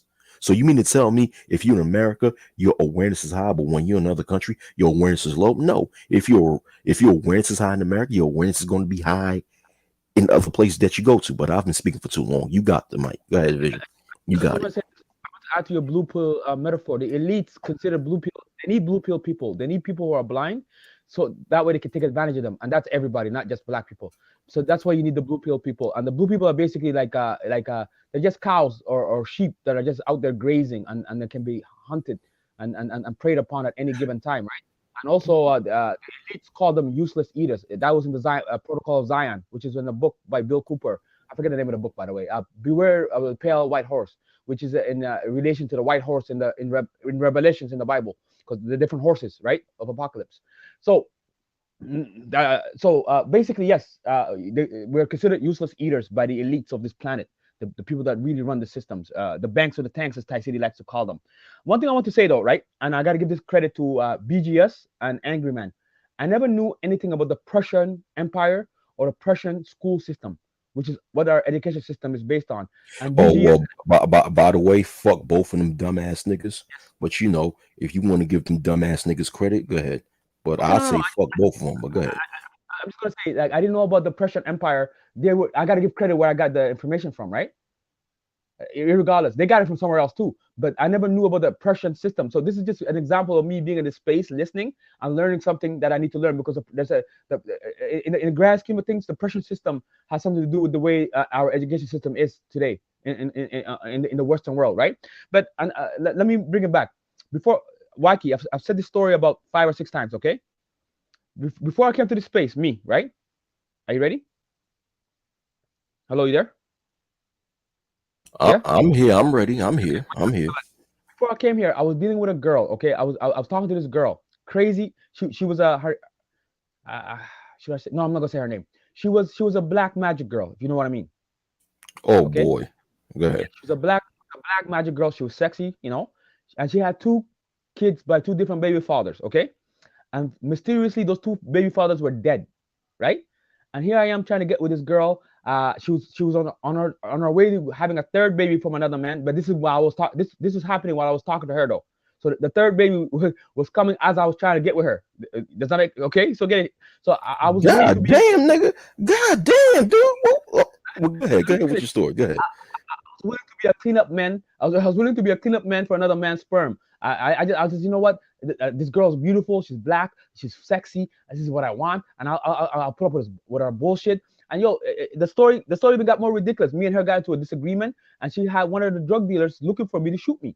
Right? It got that deep, and people in my vicinity say you need to get away from this girl. So I ended up getting away from this girl. Right? So I was a blue pill simp. I was willing to be a stepdaddy just to be with just so I can get some black pussy, so I can have some in-house pussy. And I'm just saying that by me being in this space, I was taken out of that spell. Does that make sense? So I'm not the smartest person on the planet. So if at least I've been broken out of that spell of being a stepdaddy, being a blue pill simp for a black magic girl, right? I'm sure other people as well have benefited from this. But And okay, I get what you're saying. But here's when. Okay, here's what I should say. You know how you should have gotten out of that spell? Mhm. The fact that she tried to get somebody to kill you, that alone should have made you got out of that spell. So the consequences, the end result of trying to get with that female, that alone should have had you learn the lesson. Talking about, damn, I need to be more careful with the type of females that I choose to associate with. You know what I'm saying? I mean, I'm not trying to condemn you or nothing like that, but I mean, that's just my opinion. But hey, if you got out of that spell from listening to some of the content creators here, that's a good thing also, But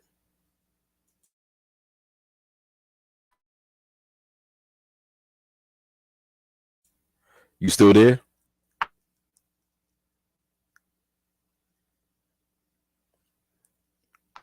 You still there? I can't hear you, Vision. If you're trying to speak, I can't hear you.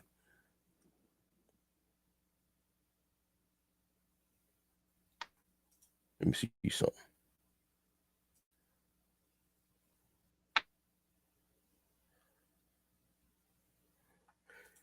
Yo, can anybody, those you in the chat, can you hear Vision? Because I can't hear Vision. So let me know in the chat. Are you able to hear him or not?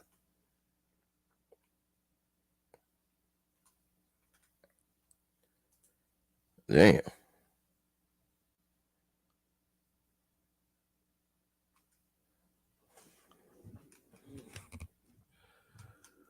Oh yeah. Oh, you can't hear him either. Book of Ronan. All right. Yo, Vision. All right, Vision. I'm gonna throw you backstage.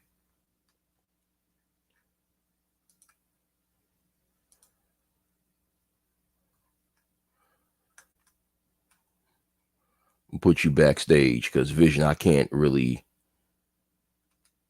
Yeah, I can't hear you. So yeah, man. Okay, yeah, I can't hear Vision. All right. I just want to know. So it's not coming from my end. It's coming from Vision's end because nobody could hear him. But yeah, Vision, I'm gonna throw you backstage. But damn. Oh, you still here? Hold on, Vision. Vision, does your sound good? Because Vision, I can't hear. No one could hear you. I can't hear you. The people in the chat can't hear you.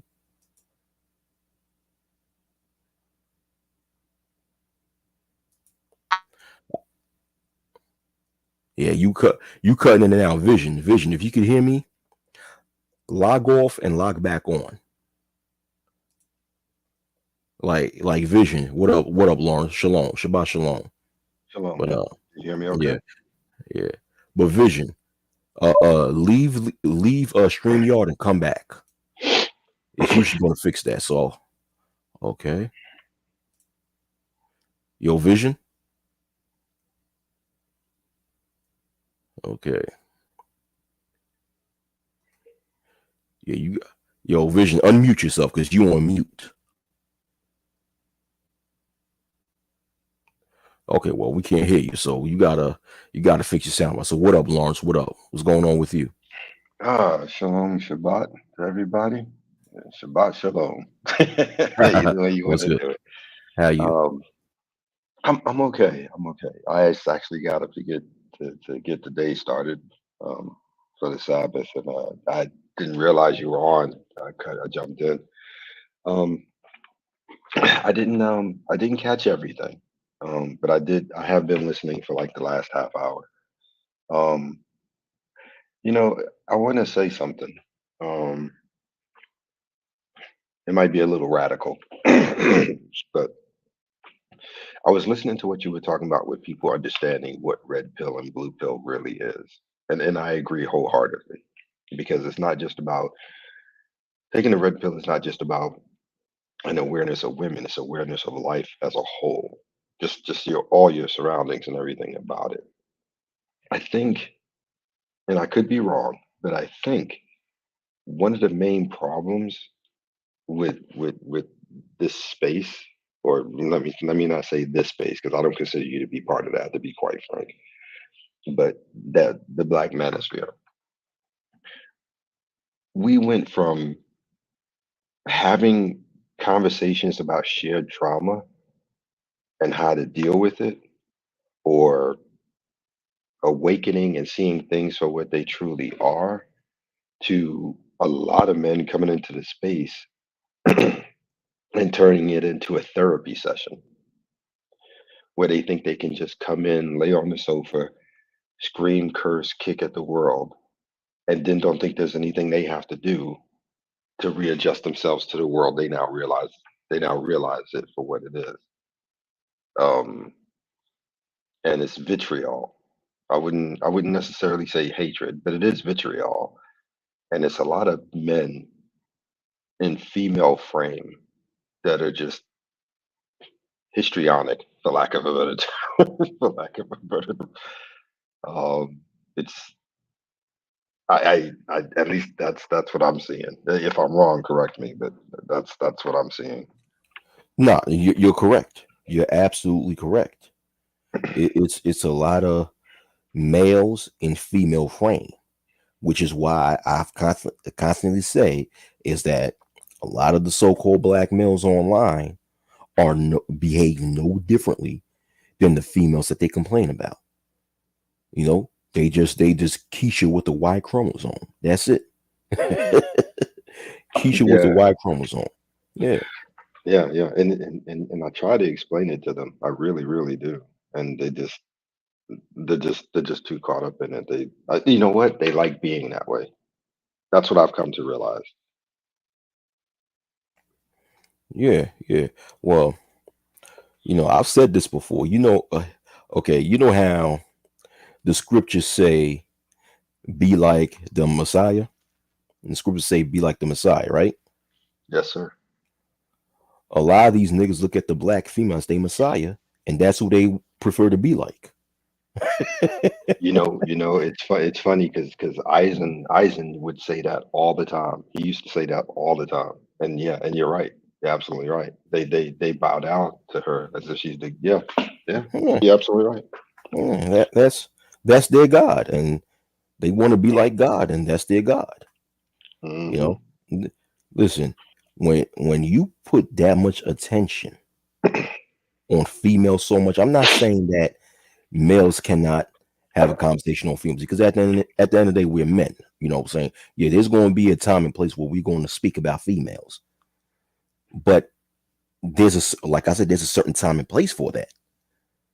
But when Well, people, when a group of males are that much caught up in just talking about females for so damn long, nah, that becomes obsession and or infatuation because really they admire these females, especially the Keishas. That's why in my last video I put you still love Keisha. You do. That's the issue. You love Keisha. That's why you can't get it out your mind. You love Keisha, but go ahead, Lawrence. oh no, no, no, you were fine. You were fine. I was actually thinking, literally, really thinking about what you said, and that is, and that is the case. It's they still love her, they still want her, and it's really weird because you going back to what you said. I've said this many a times on many a streams. If you dislike someone, if have issues with someone, if you despise someone, if you truly do, you never spend time talking about that person because that's my experience through life. Once I'm done with somebody, I'm done with them. Their name doesn't come up, the subject of them doesn't come up. If somebody brings it up, I walk out. You know what I mean? If you're done, you're done. But these guys are just these guys are just talking. They're just talking for the sake of talking, and it's not even about the subject matter anymore or anything like that. Look, man, it's just cash apps. You know what I'm saying? They're just trying to make money. I don't know what else to say. All I know is that to me it's foolishness, and I would assume, in all fairness, not to speak for everybody, but I assume everyone here thinks it's foolishness as well. Um, but as men of faith, and I say this point blank to you, Wacky, scripture said these things are supposed to happen. So I take it as that. So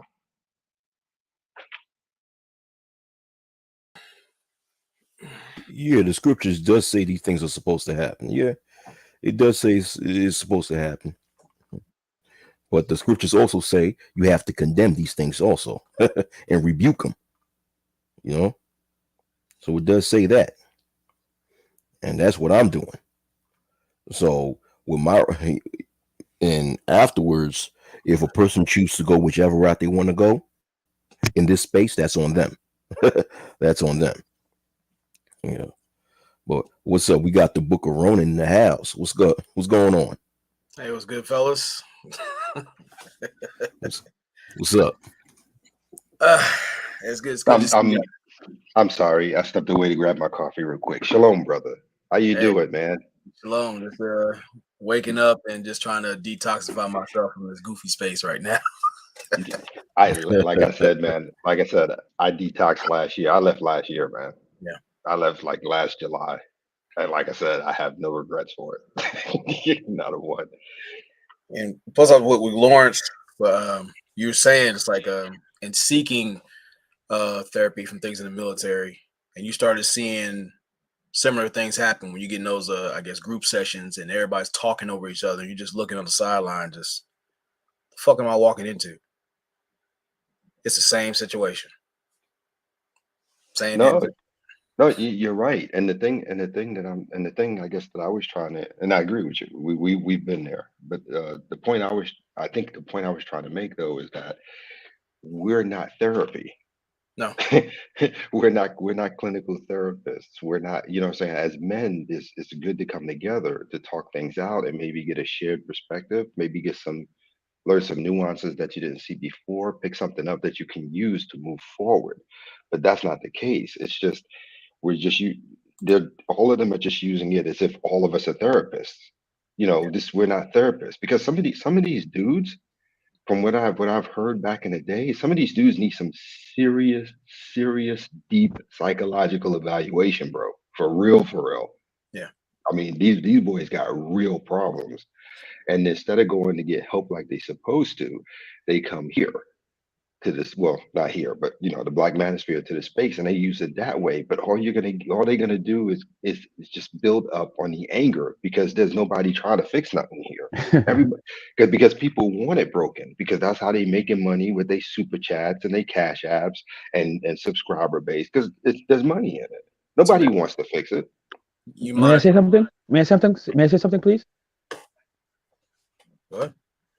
Lawrence Guy, I think people mistake you for a therapist because you remind me of Amos N. Wilson. You really do. You sound like him. So I think people mistake you for a therapist. Dr. Joy DeGruy wrote the book Post Traumatic Slave Syndrome, and she said the exact same thing. A large group of people require therapy, and that book can kind of will add to the American experience, but the African experience would be via colonization. But the one thing I want to say, I'm not going to throw this conversation off topic. I'm glad you're here, Lawrence Guy. How are you, by the way? So, Wacky, earlier we were talking about, I was trying to highlight the positive of this space. So, Lawrence Guy, you're going to know what I'm saying. You know CSET. Remember CSET, Lawrence Guy? You there? I'm sorry. I'm sorry. I was drinking my coffee. I'm sorry. I'm Do sorry. you remember Yeah. Do you remember CSET? CSET. Hold on a second, Vision, because you've thrown out a statement and two questions to me. So let me answer them. Okay. Yes, I remember she said. Yeah. Yes, I'm doing well. I hope you are too, and shalom. And three, yes, I agreed with your statement about the therapy concept. Okay, there you go. So the point I'm trying to make is CSET at the time when we were in this space, he was like 21 years old, got his life together, very successful. And then you were here as well, and I don't really understand what you do, but from what I observe, I'm not counting your pockets. You are also very successful in your adventures in life. You and MOT have done great things. So that exemplifies, like, you two are examples of black men in the space that have gotten themselves together. And although CSET is apathetic and has given up, you were laying down breadcrumbs or giving people opportunities, and they didn't take advantage of it, and you left. So I'm just trying to say that this space does have examples of very successful people. So what I'm trying to tell you, gentlemen, is let's not throw the baby out with the bathwater. So and that's it. No. Okay. Here's. I'm sorry, Ronan. You go first. I'm sorry. I'm sorry. It's like I'm saying, that's not even the case. The thing is, like, from the start, you had a lot of intelligent minds in here. I mean, a whole heap of them. Yes, and everybody talked about certain things that came about, and we were just putting ideas together. The problem is, you have the inmates run the asylum now, so there's solid men offering information and things where they need to be, the people who are actually red pill about things. But now you have individuals who worship the very thing they claim to hate. You got a bunch of failed pookies running around here jumping on top of each other. It's just like monkeys in a monkey cage throwing shit. Instead of us men working on internal stuff first, then building on the external, and then we start moving on, as far as like securing, as far as laws, things that will help us as men rather than the decrepit state we're in right now. That's what's supposed to happen, but this is where we're at. Exactly. And going back to what you were talking about, Vision, I remember that day. It wasn't just me and CSID. It was Aegon's channel, and there was a group of us. It was myself, it was him, it was Morning Blue, it was Complex Designs. It was a whole host of us, and we took over his stream for about 3-4 hours. Each one of us broke down what we did, how we did it, what industries we're in. We even gave up some of our contacts and networking to those brothers in the chat. And here we are, and that was almost 2 years ago. Here we are, nobody's done anything. Yeah. And that for me, I was done. I was done because I had just spent 2 years prior to that listening to everybody. Well, I want to get this, you know what I'm saying? I want to get my bag, yada yada, blah blah blah blah blah. Even when they talked about women, I told them many a times, don't worry about women. I said it's the Most High is real. I tell you on my soul, all you have to do is get your purpose and stuff together. They will find you. Yeah. Women have built-in radar for wealthy men. They just do. You don't have to hunt for them. They will find you. That's literally the nature of things. It's almost like a biological function. So, but yeah, but that stream in particular, you're talking about Vision. Yeah, that was the beginning of the breakdown for me. Yeah. But Because Lawrence, guy, because can I say because, this? because Sorry. hold on real quick. Because one thing I cannot do, if I can listen to you whine about women all day, but what I cannot do, I cannot be surrounded by unproductive men. I cannot. I can take anything else from you, but I cannot take that. I can't. Yeah. Let me just say this, and I'll go to the back. But the point I was trying to make, Lawrence, guy, is I got to see you and notice what you're doing. I got to Wacky, Complex Design, Mike V, even Gabe. I don't like him, but Gabe is in cybersecurity. Professor Block Ops. The list goes on. Keep it techy. There's another guy. I forget his name. He's into tech.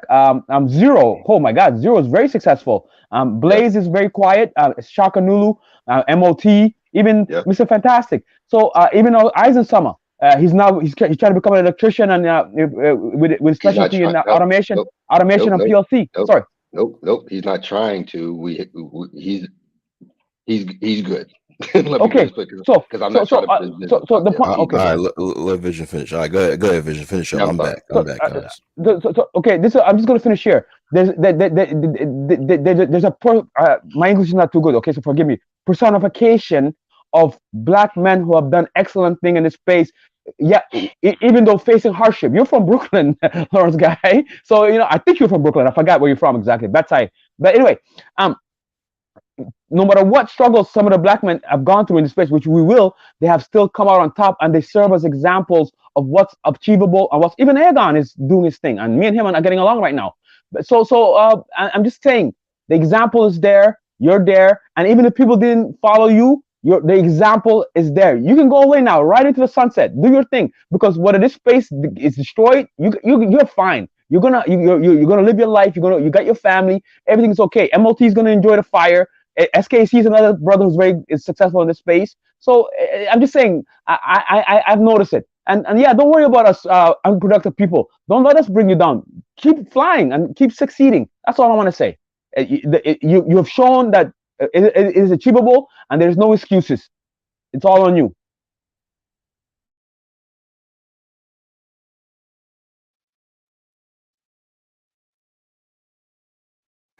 Mm, mm. So once again, I'm back. I'm back. Now, those are some good words, Vision. Yeah, those are some good words. The examples are there when it comes to productivity and when it comes to improvement in life. And the examples are also not here on YouTube, but I'm sure that in the real lives of most people, they've seen some level of people who have done something out of themselves. So there's no excuse, but niggas want to be niggas. That's all I have to say about that. Niggas just love that nigga shit. So when they come on here with this unintelligent nigga shit. That, hey, if that's what you into, that's on you. I ain't trying to save motherfuckers, man.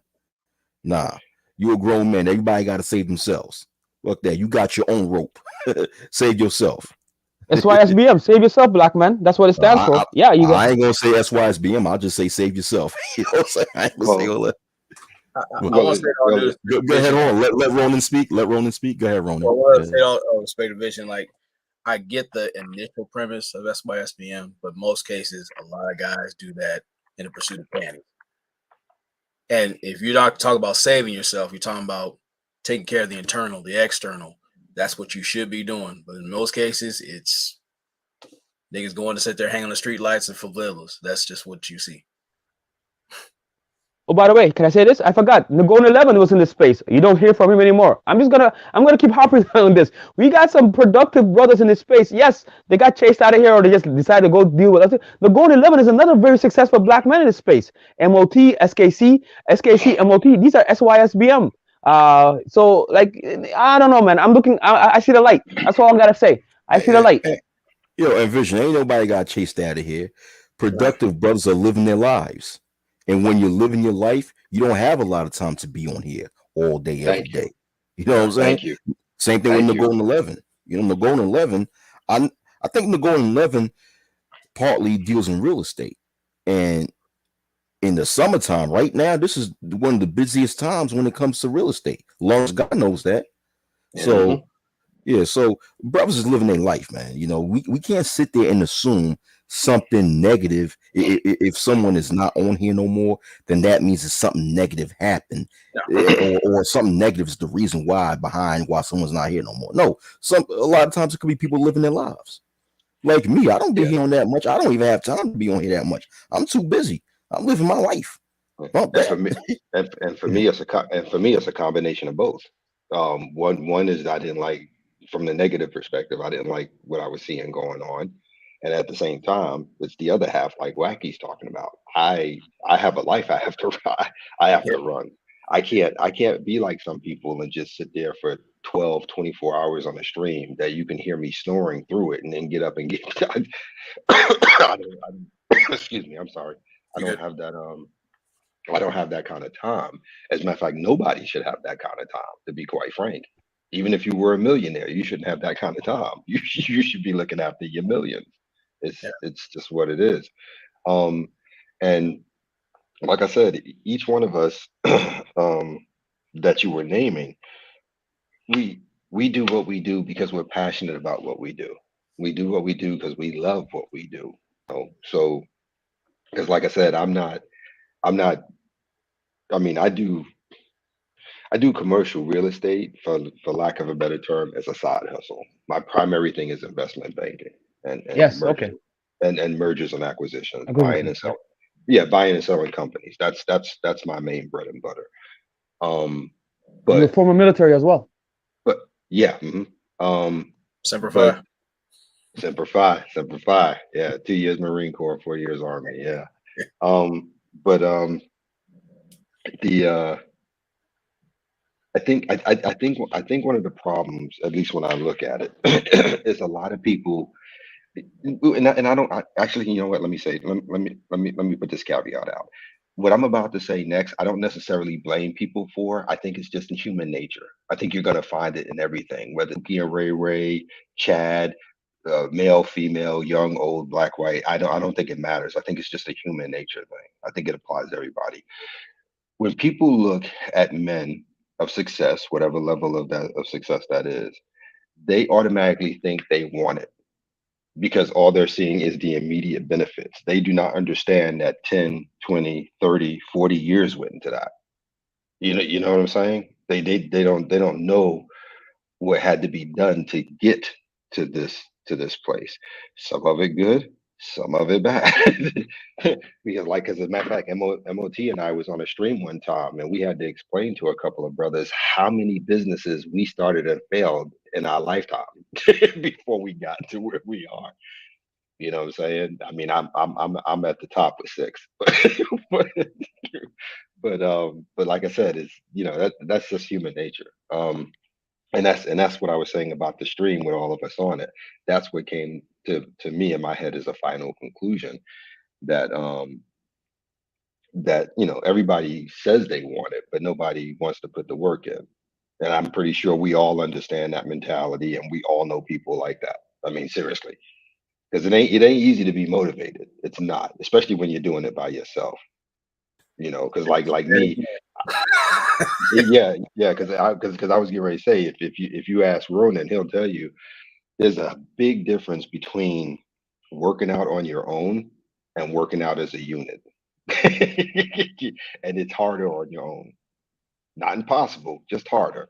Because when you work out as a unit, especially when you on your runs, you know what I'm saying? Whoever's falling behind, somebody You will got 30 jump out and seconds. run. 30 seconds, Lawrence. 30 seconds. Oh, I am so sorry. I didn't realize I was going on that long.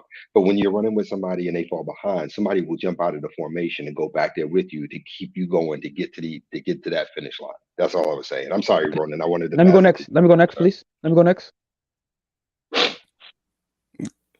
Go ahead. Go ahead.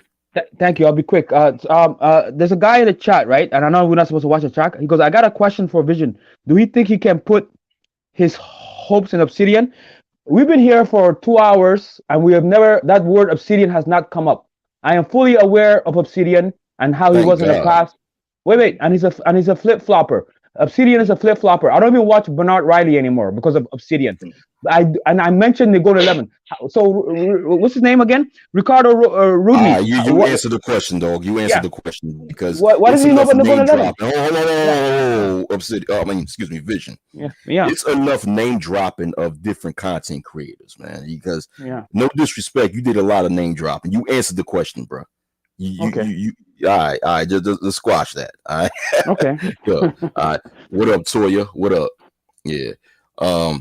Yeah, go ahead. Go ahead. Go ahead. Go ahead, Bookerone. You got it. You know me, I don't like talking with people, but anything in this space, you gotta have a level of discernment. If you have people who are talking in the things that you're looking at and looking to be, that's where your focus should be at. If you want to be in mediocrity, there's plenty of places, too many places.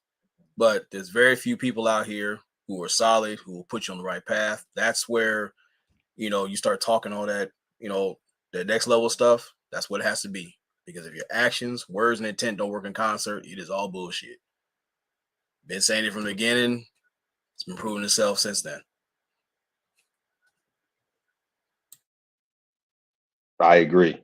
And the interesting part, what you saying that, Ronan, is that it's fascinating because they're trying to rewrite the laws of something that's already been proven to work as is. And I don't, it's weird. We know this is how it works, but you keep trying to rewrite reality as if it's going to be different. This is just the nature of things.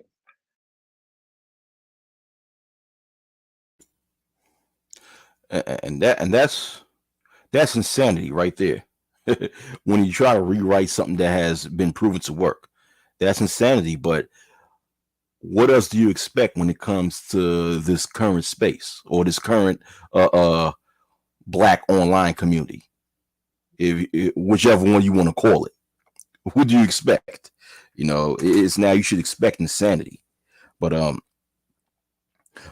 Lawrence Guy, he touched on some interesting things when he spoke about the process when it comes to success, because people don't realize that before you hit that level of success, you're going to face many years of not having shit.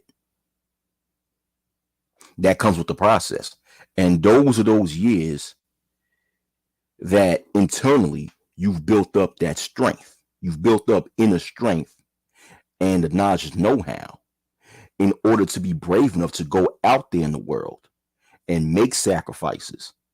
Those are the times where you this is the process where you learn from the mistakes, and people don't understand that. People don't understand that. People think, I don't know, it's surprising that you still have a lot of adult males who think that success comes in the snap of a finger and you count to 3 and boom, you have a bag. I wish that's how life happens. I wish life works that way, but reality is it doesn't. Yeah. And the thing is that like when on the road to becoming somebody, you're going to face a lot of your loved ones that's going to turn from you. That's one thing I learned. A lot of people you love and care about are going to turn from you. So you have to learn how to live with that also. Some people can't handle that. So it comes, people don't understand. People see what you gain, but people don't understand what you've sacrificed and what you've lost as a result of what you gained. I mean, am I right or am I wrong? Because that's what I've seen. You're actually right, because like over, I want to say about 12 years, that's been that process to this point. Like lost everything twice. Family members showed their ass. People, even mentors that you looked up to, shitted on you. Like it's hard work, it's character development, but sometimes like you start finding the best out of yourself when adversity comes to your front door. That's one of the main things I can salute the military for helping, because if I didn't have that, probably wouldn't even be here. But even as men, it's like you got brothers out here who are gone through things, yourselves out there doing what you're supposed to do because you've had your failures, and you don't televise them like that. But if you do talk about them, you're losing his life lessons. Hey, it's not going to come easy. And if it does come easy, you have to be extra vigilant, because you can lose it that much faster. Because, like, I mean, just to put it in perspective. Okay, I've been homeless twice. I've had a mentor steal one of my ideas and become wealthy off of it. I've lost the entire side of my mother's family because they couldn't grasp the concept. Last week, I lost everyone on my father's side of the family because they can't grasp the concept. I have been divorced twice. Okay. In one instance, lost my children. Um, and that's not even the top of the iceberg. So I say these things because I want people to have the understanding of the perspective of the things that while you're chasing your hustle, so to speak, or your purpose, life still goes on and it will get in your way all the time. Like I said, the first business I ever created was 1987, 1988.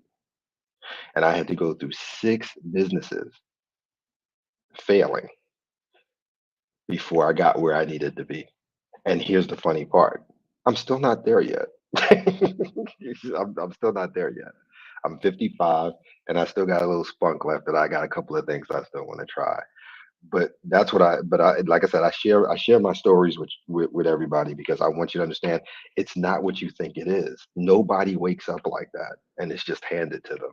Nobody wakes up and it's just walk out the door, pick up what you want in the grocery store, put it in your car, check out, and go home. You have to work for it, and it's going to be painful. It's going to be hard, and it's going to be long. You best believe everything I just said. If you don't, go pray on it. I promise you, he'll tell you the same thing. That's just the Yeah. way it is. It's trial and error. That's what the words I was looking for. It's trial and error. You have to go through that trial and error period because that trial and error, that trial and error is what makes you who you are, character wise. And you have to go through that trial and error phase because that's formulate your character. It formulates it formulates the concept of being patient, formulates the concept of being diligent and never giving up. Even if if you felt that the world have given up on you, but you haven't given up on yourself. That trial and error phase, it okay, when you even read or hear about a lot of people that actually experience success, they'll tell you about the trial and error phase. It's not easy. It's hard. But once you overcome that, the next step, whew, yeah, brilliant. Yeah. Yeah. Yeah. I tell you something funny. During the whole I don't know if we're allowed to say the word, but during the last 2 years and everything with the country being shut down and all that. You could say pandemic. Okay, cool, cool. I just wanted to be sure. But during the pandemic, how everybody was on streams talking about how many women are coming into the space and who's showing up here, who's showing up there. And I'm laughing because I remember while everybody was doing that, MOT and I were on the phone with each other. And you don't want to know what we were talking about? How much shutting down the country messed up our money flow. And how we're going to figure out getting around that to get back to the stuff we wanted, we were trying to make. And that's productive men. They don't have time to sit around and talk about chicks. They just don't. They just, and I mean, I'm just using him and myself as an example, but that's the overall arc of productive men. They got like you just shut the country down. None of us making money. We're about money. So we're more worried about that than some chick showing up on a new channel. I don't you know what I mean? Nobody cares. Right, right. And so you click the link. You know you want to click the link, Toya. So she almost clicked the link. Yeah, yeah. But yeah, that's a great point you made, Lawrence. That's an excellent point because during the pandemic, I was sitting there looking up which stocks is making a lot of money and taking advantage of that pandemic. Yeah, I don't get this concept where people was focusing on females during the pandemic. You even had people who felt that the pandemic was going to cause an economic collapse. Thus, is going to be droves of females that's going to submit to a man finally. Cass was talking about that. I You, remember that. yeah, you had the disaster teacher who then predicted that who made this whack prediction saying that telling guys that some of the girls who was turning you down are gonna start texting you now. It's like type of dumb shit is that? And I got a little bit Yeah. offended at I got a little bit offended at that too, because there was somebody, I can't remember who it was, but they were trying to use the thing from Isaiah about the 7 women to every one man, or something like that. They were Oh, trying to Isaiah, yeah, I think wasn't that what the Isaiah the fourth chapter? Wasn't that? four, and I think it was maybe verse 37. I could be wrong, Yeah, but yeah. I know it's in the book of Isaiah. I yeah, know seven women cling unto one man, something like that. right. And I Yeah, had to yeah. break it. Yeah, and I had to break it down for them. I said, first of all, what's going on right now is not that. I don't know what you're smoking, but that's not it. The second thing is you got to look at the words of the scripture, because it says in those days 7 women will lay hands on one man and tell him to take us so we can be above reproach. We have our own bread, yada yada yada yada. You got to use strong concordance when you study in the Bible, because words don't mean what you think they mean. Because when you say lay hands, that indicates violence in scripture. Mm-hmm. And the Mm-hmm. script. They, yeah, yeah. So you talk about 7 women being violent. I mean, that's what laying on the hands. I mean, you see it in multiple scriptures. Let us lay hands on him and take his inheritance. That's what lay hands means. It means violence. So I mean, it's like you guys are gonna get a lot of people hurt, man. You don't understand what you're saying. Yeah. And these individuals, they don't even understand how to interpret scripture because Ronnie, you get your turn to speak. Don't worry, let me make this point, right? Yeah. Uh, because I think Rona, he spoke about having discernment when it comes to listening to a lot of these individuals on YouTube and just in life in general. But same thing when you read the scriptures, you got to have a certain level of discernment, and you have to be spiritually connected to the Most High, because the Most High will bring some sort of a level of, it will put something in you, a level of understanding of what the scripture is talking about. Revelation. He will bring a revelation to you. People don't understand that. So when people, especially when people who not really spiritually inclined, who don't really have that spiritual relationship, but come on YouTube, pretend to be this know-it-all, they trying to spread scripture. Unfortunately, a lot of Hebrew Israelites fit that description on here, right? They come on here and give a scripture and they misinterpret it. It's like, come on, man. You don't know what you're talking about. Sit down somewhere. you know? Go ahead, Ronan. No, what I was saying is like it was two things. Like when you talking about this influx of women because of the economic strife, like how's it going to help if you don't have a mastery of yourself? Now you're trying to, corral kittens and everything like that, and your whole house is set for disorder. That's another thing. Then the second part is it's like when you talk about that internal work, which some people tend to be afraid of, that will alleviate all those nonsensical problems. Like these failed pookies out here who chase these chicks and everything like that. If you start mastering yourself, you start drawing those ones who see that mastery in you. But there's too many goofballs out here who want to be grandfathered into greatness and misleading other people. Like I said, there's always been a market for it. That's why, like, it's very dangerous to get out here. I know what you're talking about, or not even showing by example what you're talking about, and just trying to get paid for it. Hit my cash app, but then whenever you're destitute, you take no accountability for the direction you led them to. Yeah, yeah, I absolutely agree with that. And the humorous thing about it is that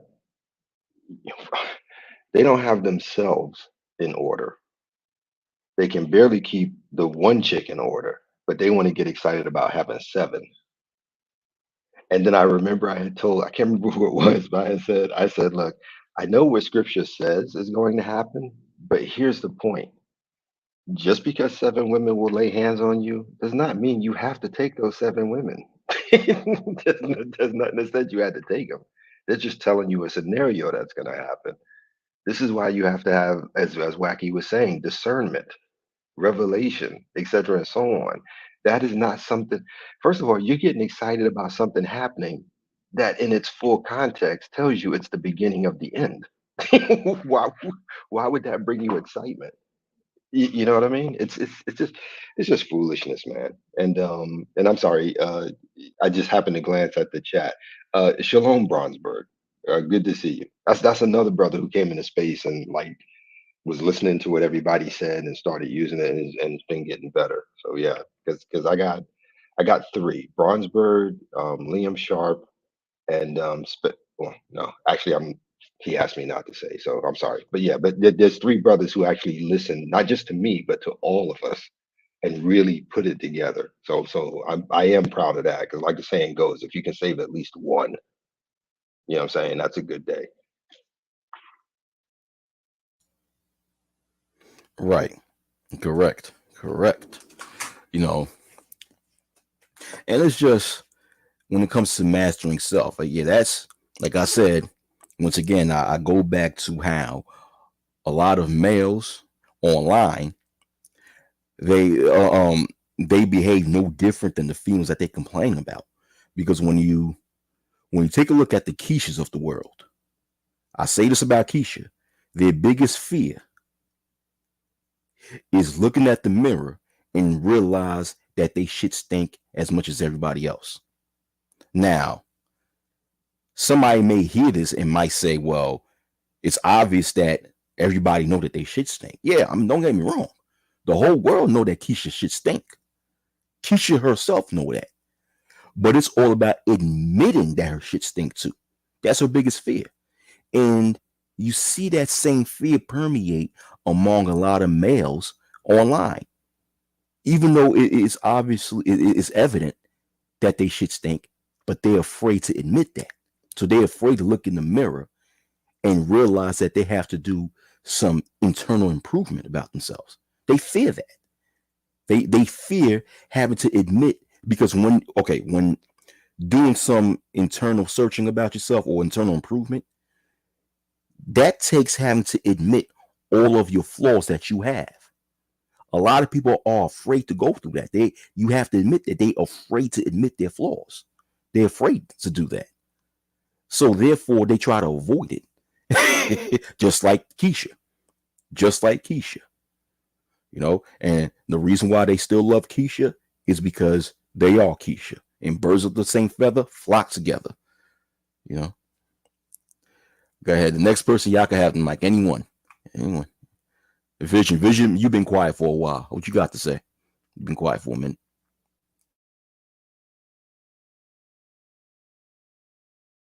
Oh, well, I guess we can't hear Vision. Wait a second. Okay. Yeah.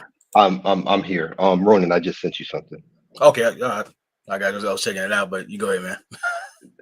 No. I just wanted to tell you that. Like I said, um, it's just one of those things that but like I said, this is just how it's supposed to be. People become lovers of themselves instead of lovers of truth, and the right way to do stuff, and to get it and to get in order. Let's call it for what it is. Everybody's out of order. But I mean, in the final analysis, that's the phrase. Everybody is out of order. And you know what? You can't, like I said before to Wacky, you can't save everybody. And truth be told, you shouldn't. Because some people are just not. That's why I don't believe in equality, because it's impossible. Each and every one of us is different. What motivates us is different. Some people are just going to be more successful than others because there's a hunger for it, as of the people who just want the free ride. Yeah. And as we've all said, we've got family members we had to cut off for that same reason. So it's not like we just making it up. We've lived it. Still living it. Still living it. Yeah. Yeah, still. Yeah, I love what Book of Ronan said right here. Tatten Manheim disorder. Stop playing. Stop. Boy, Hey man, I'm that's not. what it is. You said failed quiches is like, why are you glorifying the very thing you claim to hate? And every day you spend 10, actually you spend 12, 24, 72 hours on nonsensical panels or just in general. It just doesn't make any sense to me. Well, it's weird to me, and I think we talked about this before, Wacky, on one of your streams a month or two ago. That I really truly have a desire for everybody to make it. I truly do want that, and above, and not to be rude, but above all things, good men, not males, not boys, men. You know, I mean, I want good men to make it because we fought hard for it and we've earned it. Mhm. So for me, it's how can I put this? Um, we've got good men in this space who've been given some good knowledge. You know what I'm saying? Both secular and spiritual. And the thing is that there has to be a way to bring it all together because it can all work together. It really can. Because in scripture, there's nothing in there that says we can't work in this world. We just can't be of it. That's that, which is two totally different things. And I think having, I don't know, a group of men come together and start bringing, explaining that and breaking it down for people on how to make those steps. But at the same time, I say that should be there. I also have to accept the fact that nobody will show up because everybody wants claims they want to know how to do it, but they won't show up because they won't put in the work. And I'm not sure if Wacky will agree with me on this, but a lot of what's missing is there's no spiritual foundation for men. I'm I prefer if everybody was Hebrew Israelite, but it don't matter. Hebrew Israelite, Muslim, Christian, Catholic, Protestant, Baptist, Methodist. There's no spiritual foundation in a lot of these men out here. That's why they're all out of order. Between that and being raised by women to be nothing but emotional, they're just yeah. There's no spiritual foundation. You can't have anything without a spiritual foundation. I'm sorry, Ronan. Go ahead.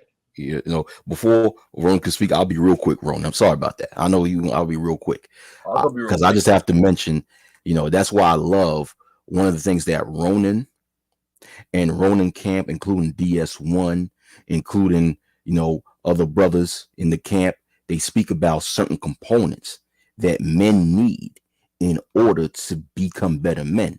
And one of the components that men need to improve on is their spiritual foundation, spiritually, because that's substance. I think that spiritually, if a man is lost spiritually, he lost his substance. Because if you're lost spiritually, what type of, and whichever form of spirituality that you believe in, if you're lost spiritually, then what type of morality do you have? What do you stand for if you're lost spiritually?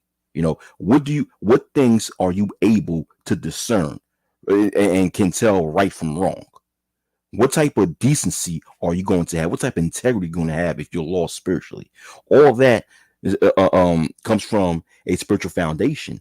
And when you see a lot of people in this space, spiritually they lost. They don't have a spiritual foundation. This is why they're so concerned about a piece of vagina, not understanding that there's more important things to life than just an easy access to a piece of vagina. But go ahead. I'm done. Go ahead, Ron. You got it. Now, I'll see that. I'll see that. Amen. And raise your two hallelujahs, Wacky. Yeah, I'm yeah, sorry, Ronan. Go ahead. let, I'm let sorry, Ronan, Ronan. let Go ahead. Being I patient. was going to support what you were saying, Wacky, and like a little slight pushback to Lawrence. It's like punani and narcissism are the two leading religions in and beyond this space. That Damn. hurt. That. Let me tell you something. That hurt me. That hurt me to hear you say that, but I cannot deny the truth of it. And sometimes the truth hurts. We have to admit it because Yeah. Yeah.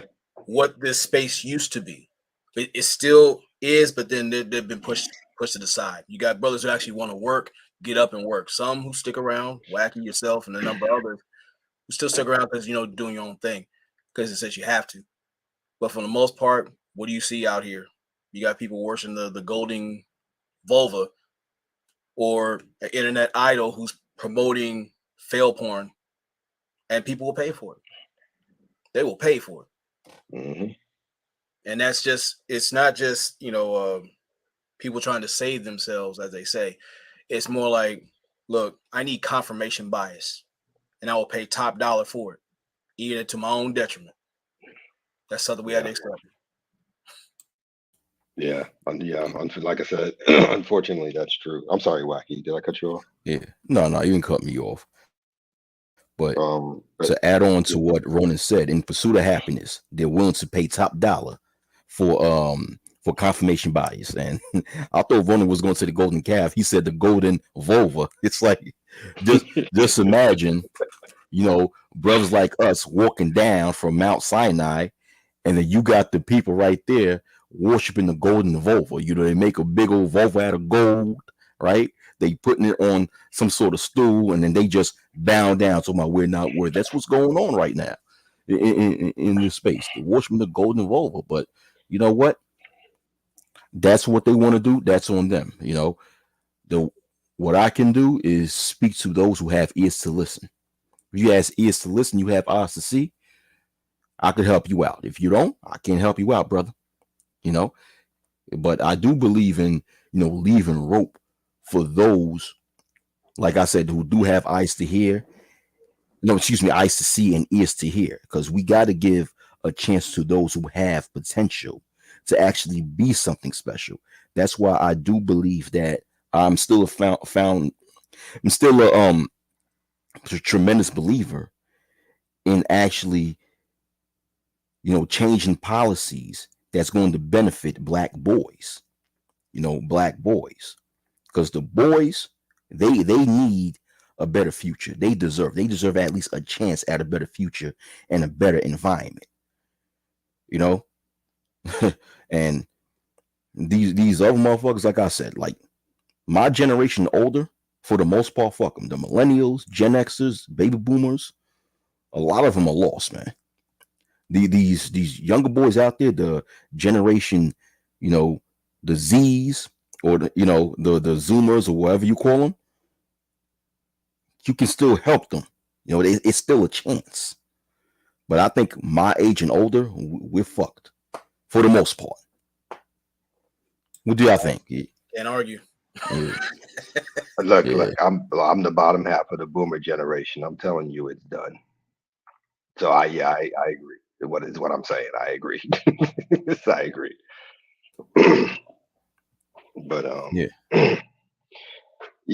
because that's all you can do right now. Because as far as it goes for the man thing, they look at us as disposable anyway. But but you're right. There's something we got to do for the boys, if for nobody else, the boys, because So if it's anyone I want to save, that's black boys. That's black boys. And I could say that's black boys and like-minded black men. Fuck everyone else. That's Agreed. it. Black boys, like-minded black men. Fuck everyone else. Everyone else could kiss my ass. No, I agree. It's the same thing. It's the same thing I've said on other streams, man. It's like, if they like it, I love it. Let it burn. But as far as it goes for young boys, and like I said, I agree with you, Aki. Young boys and productive men. Yeah, I'll always have an olive branch ready and a rope. Yeah, that's no problem. But everybody else, I'll watch it burn. I got no shame in saying that. I watch them dive headfirst in the pool of fire. All right, make an Olympic dive. Yeah. I say, don't worry, I'll be holding your ankles. That's my first one.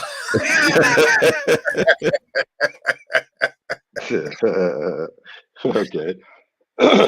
But this is like the difference between what we see now, or ethnic outposts, versus the communities that we need to have. It requires that level of agency, fellowship, having something to stand for and protect. What you see out here is rugged individualism on steroids. Just like that's why I said punani and narcissism is the leading religion, which is why you see religions, which is why you see what you see here. I remember, I remember something MOT had said that was it was so simple, but it had such a profound impact on me. And he was having a conversation about culture, and he had made a comment that I had never considered before. He said, "You know, among our people, we're the only culture who thinks that when we become successful, we have to come back and drag all the dregs along with us." And I sat there for a minute and let that run through my mind. And he's right. Because in Asian communities or any other community, they don't look, if you want to be useless, you can be useless over there, but we're going over here. You're not coming with us because you have nothing to offer. And you know what I'm saying? I mean, like I said, it just hit me in a way that was, like I said, profound for me because it's true. We're the only people who do that. Somebody becomes successful, and all of a sudden, everybody from that neighborhood he came from thinks he's supposed to come back and just give money away. We're the only people who do that. Yeah, yeah. You know what's so funny, Lawrence guy? Me Yeah, and Vision, we were speaking about that in this stream earlier. I don't know if any of y'all caught it. I said something similar that with so-called black people, it's like we have this messiah complex where we think, this one chosen one is supposed to do all the sacrificing and all the work for us, for the rest of the collective, while the rest of the collective sit down, do nothing but benefit from it and don't reciprocate. You know, that's it. Yeah, that's it. it, That's exactly it. Yeah, you're right. Yeah, it it's like, do you know how do you know how much that's a what the what's that that's so much that's vampire like, because that's parasitic. nothing but being, yeah, parasitic and being a leech. Hmm. Basically, so-called black people as a collective were socialized into being leeches on each other and leech on each other and be parasitic and be a vampire. Because do you know how much? Because let's just say when you see that dynamic happens, do you know how much energy and time you just sucked away from that one individual? I mean, people have gone broke because of that type of mindset. Like celebrities that we're all familiar with.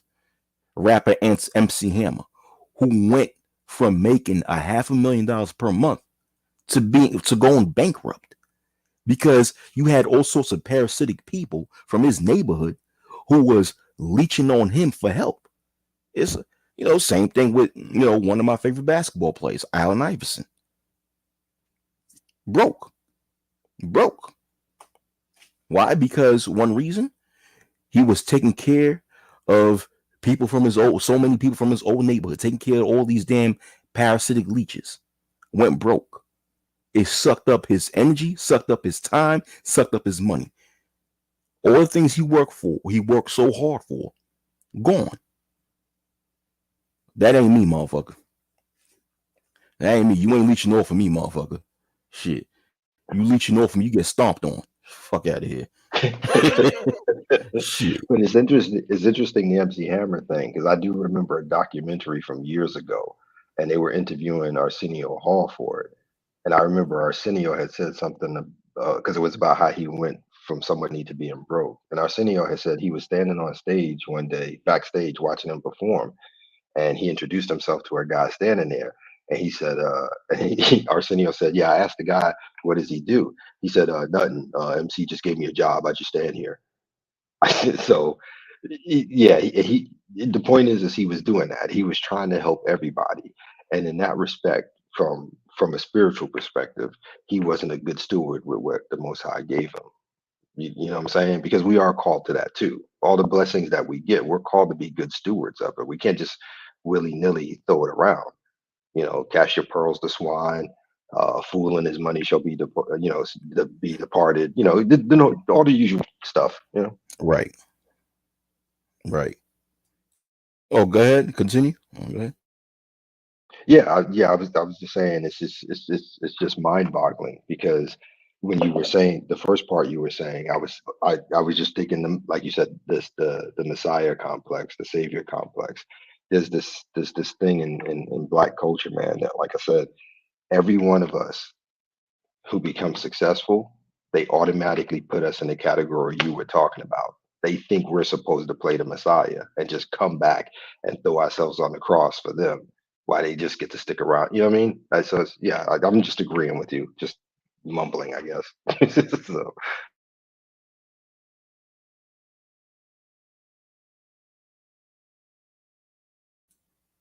Yeah, man. So I'm about to end this stream, because damn, we're like 3.5 hours in. 3.5 hours in, 3 hours and 34 minutes in. Now, so I'm about to end this stream. So before I do that, I would like to give you brothers your final thoughts. So, Vision, is your sound good, Vision? Okay, well, Vision, huh? Well, so anyone you brothers want to go first between Lawrence and Ronan? Anyone you go first with your final thoughts? Mm. you go first, Ronan. You go no, because I was gonna give a quote, but yeah, you go first, I want to hear the quote. man. Oh, okay. I was gonna say, always keep this in mind. I deem them mad. No, I'm sorry. They deem me mad because I will not sell my days for gold. I deem them mad because they think my days have a price. Hmm. Mm. Shit. Mm. Yeah, deep, deep. Yeah, Damn. And that's how the world is. The world thinks you're crazy for having a thinking that's a level above them, when in reality they're crazy. Yeah. Yeah.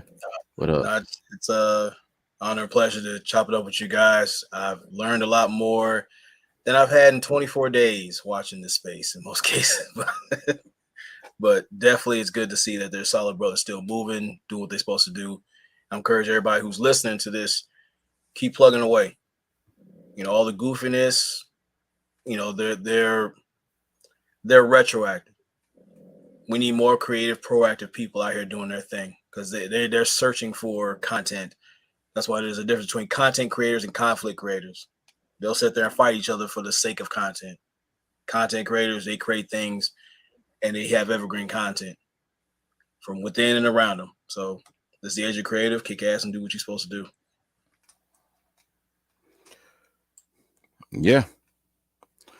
yeah, So with that, Lawrence Guy, Vision, Ronan, I thank you guys for coming on the stream. This was a great stream, early morning rants. I might do more of these, maybe not. Me, I come when I have time because my time is limited. But it was a great stream, a great stream which is profound, deep thinking, and we have intelligent and positive conversation, and we have to have more in these conversations. We have to have more of these. you know but with that, all I have to say is, everybody have a great day, have a great productive morning, or wherever you at in the globe watching this, night, evening, afternoon, whichever. So yeah, have a great night. Shalom. I mean, a great day, morning, night. Shalom. Peace.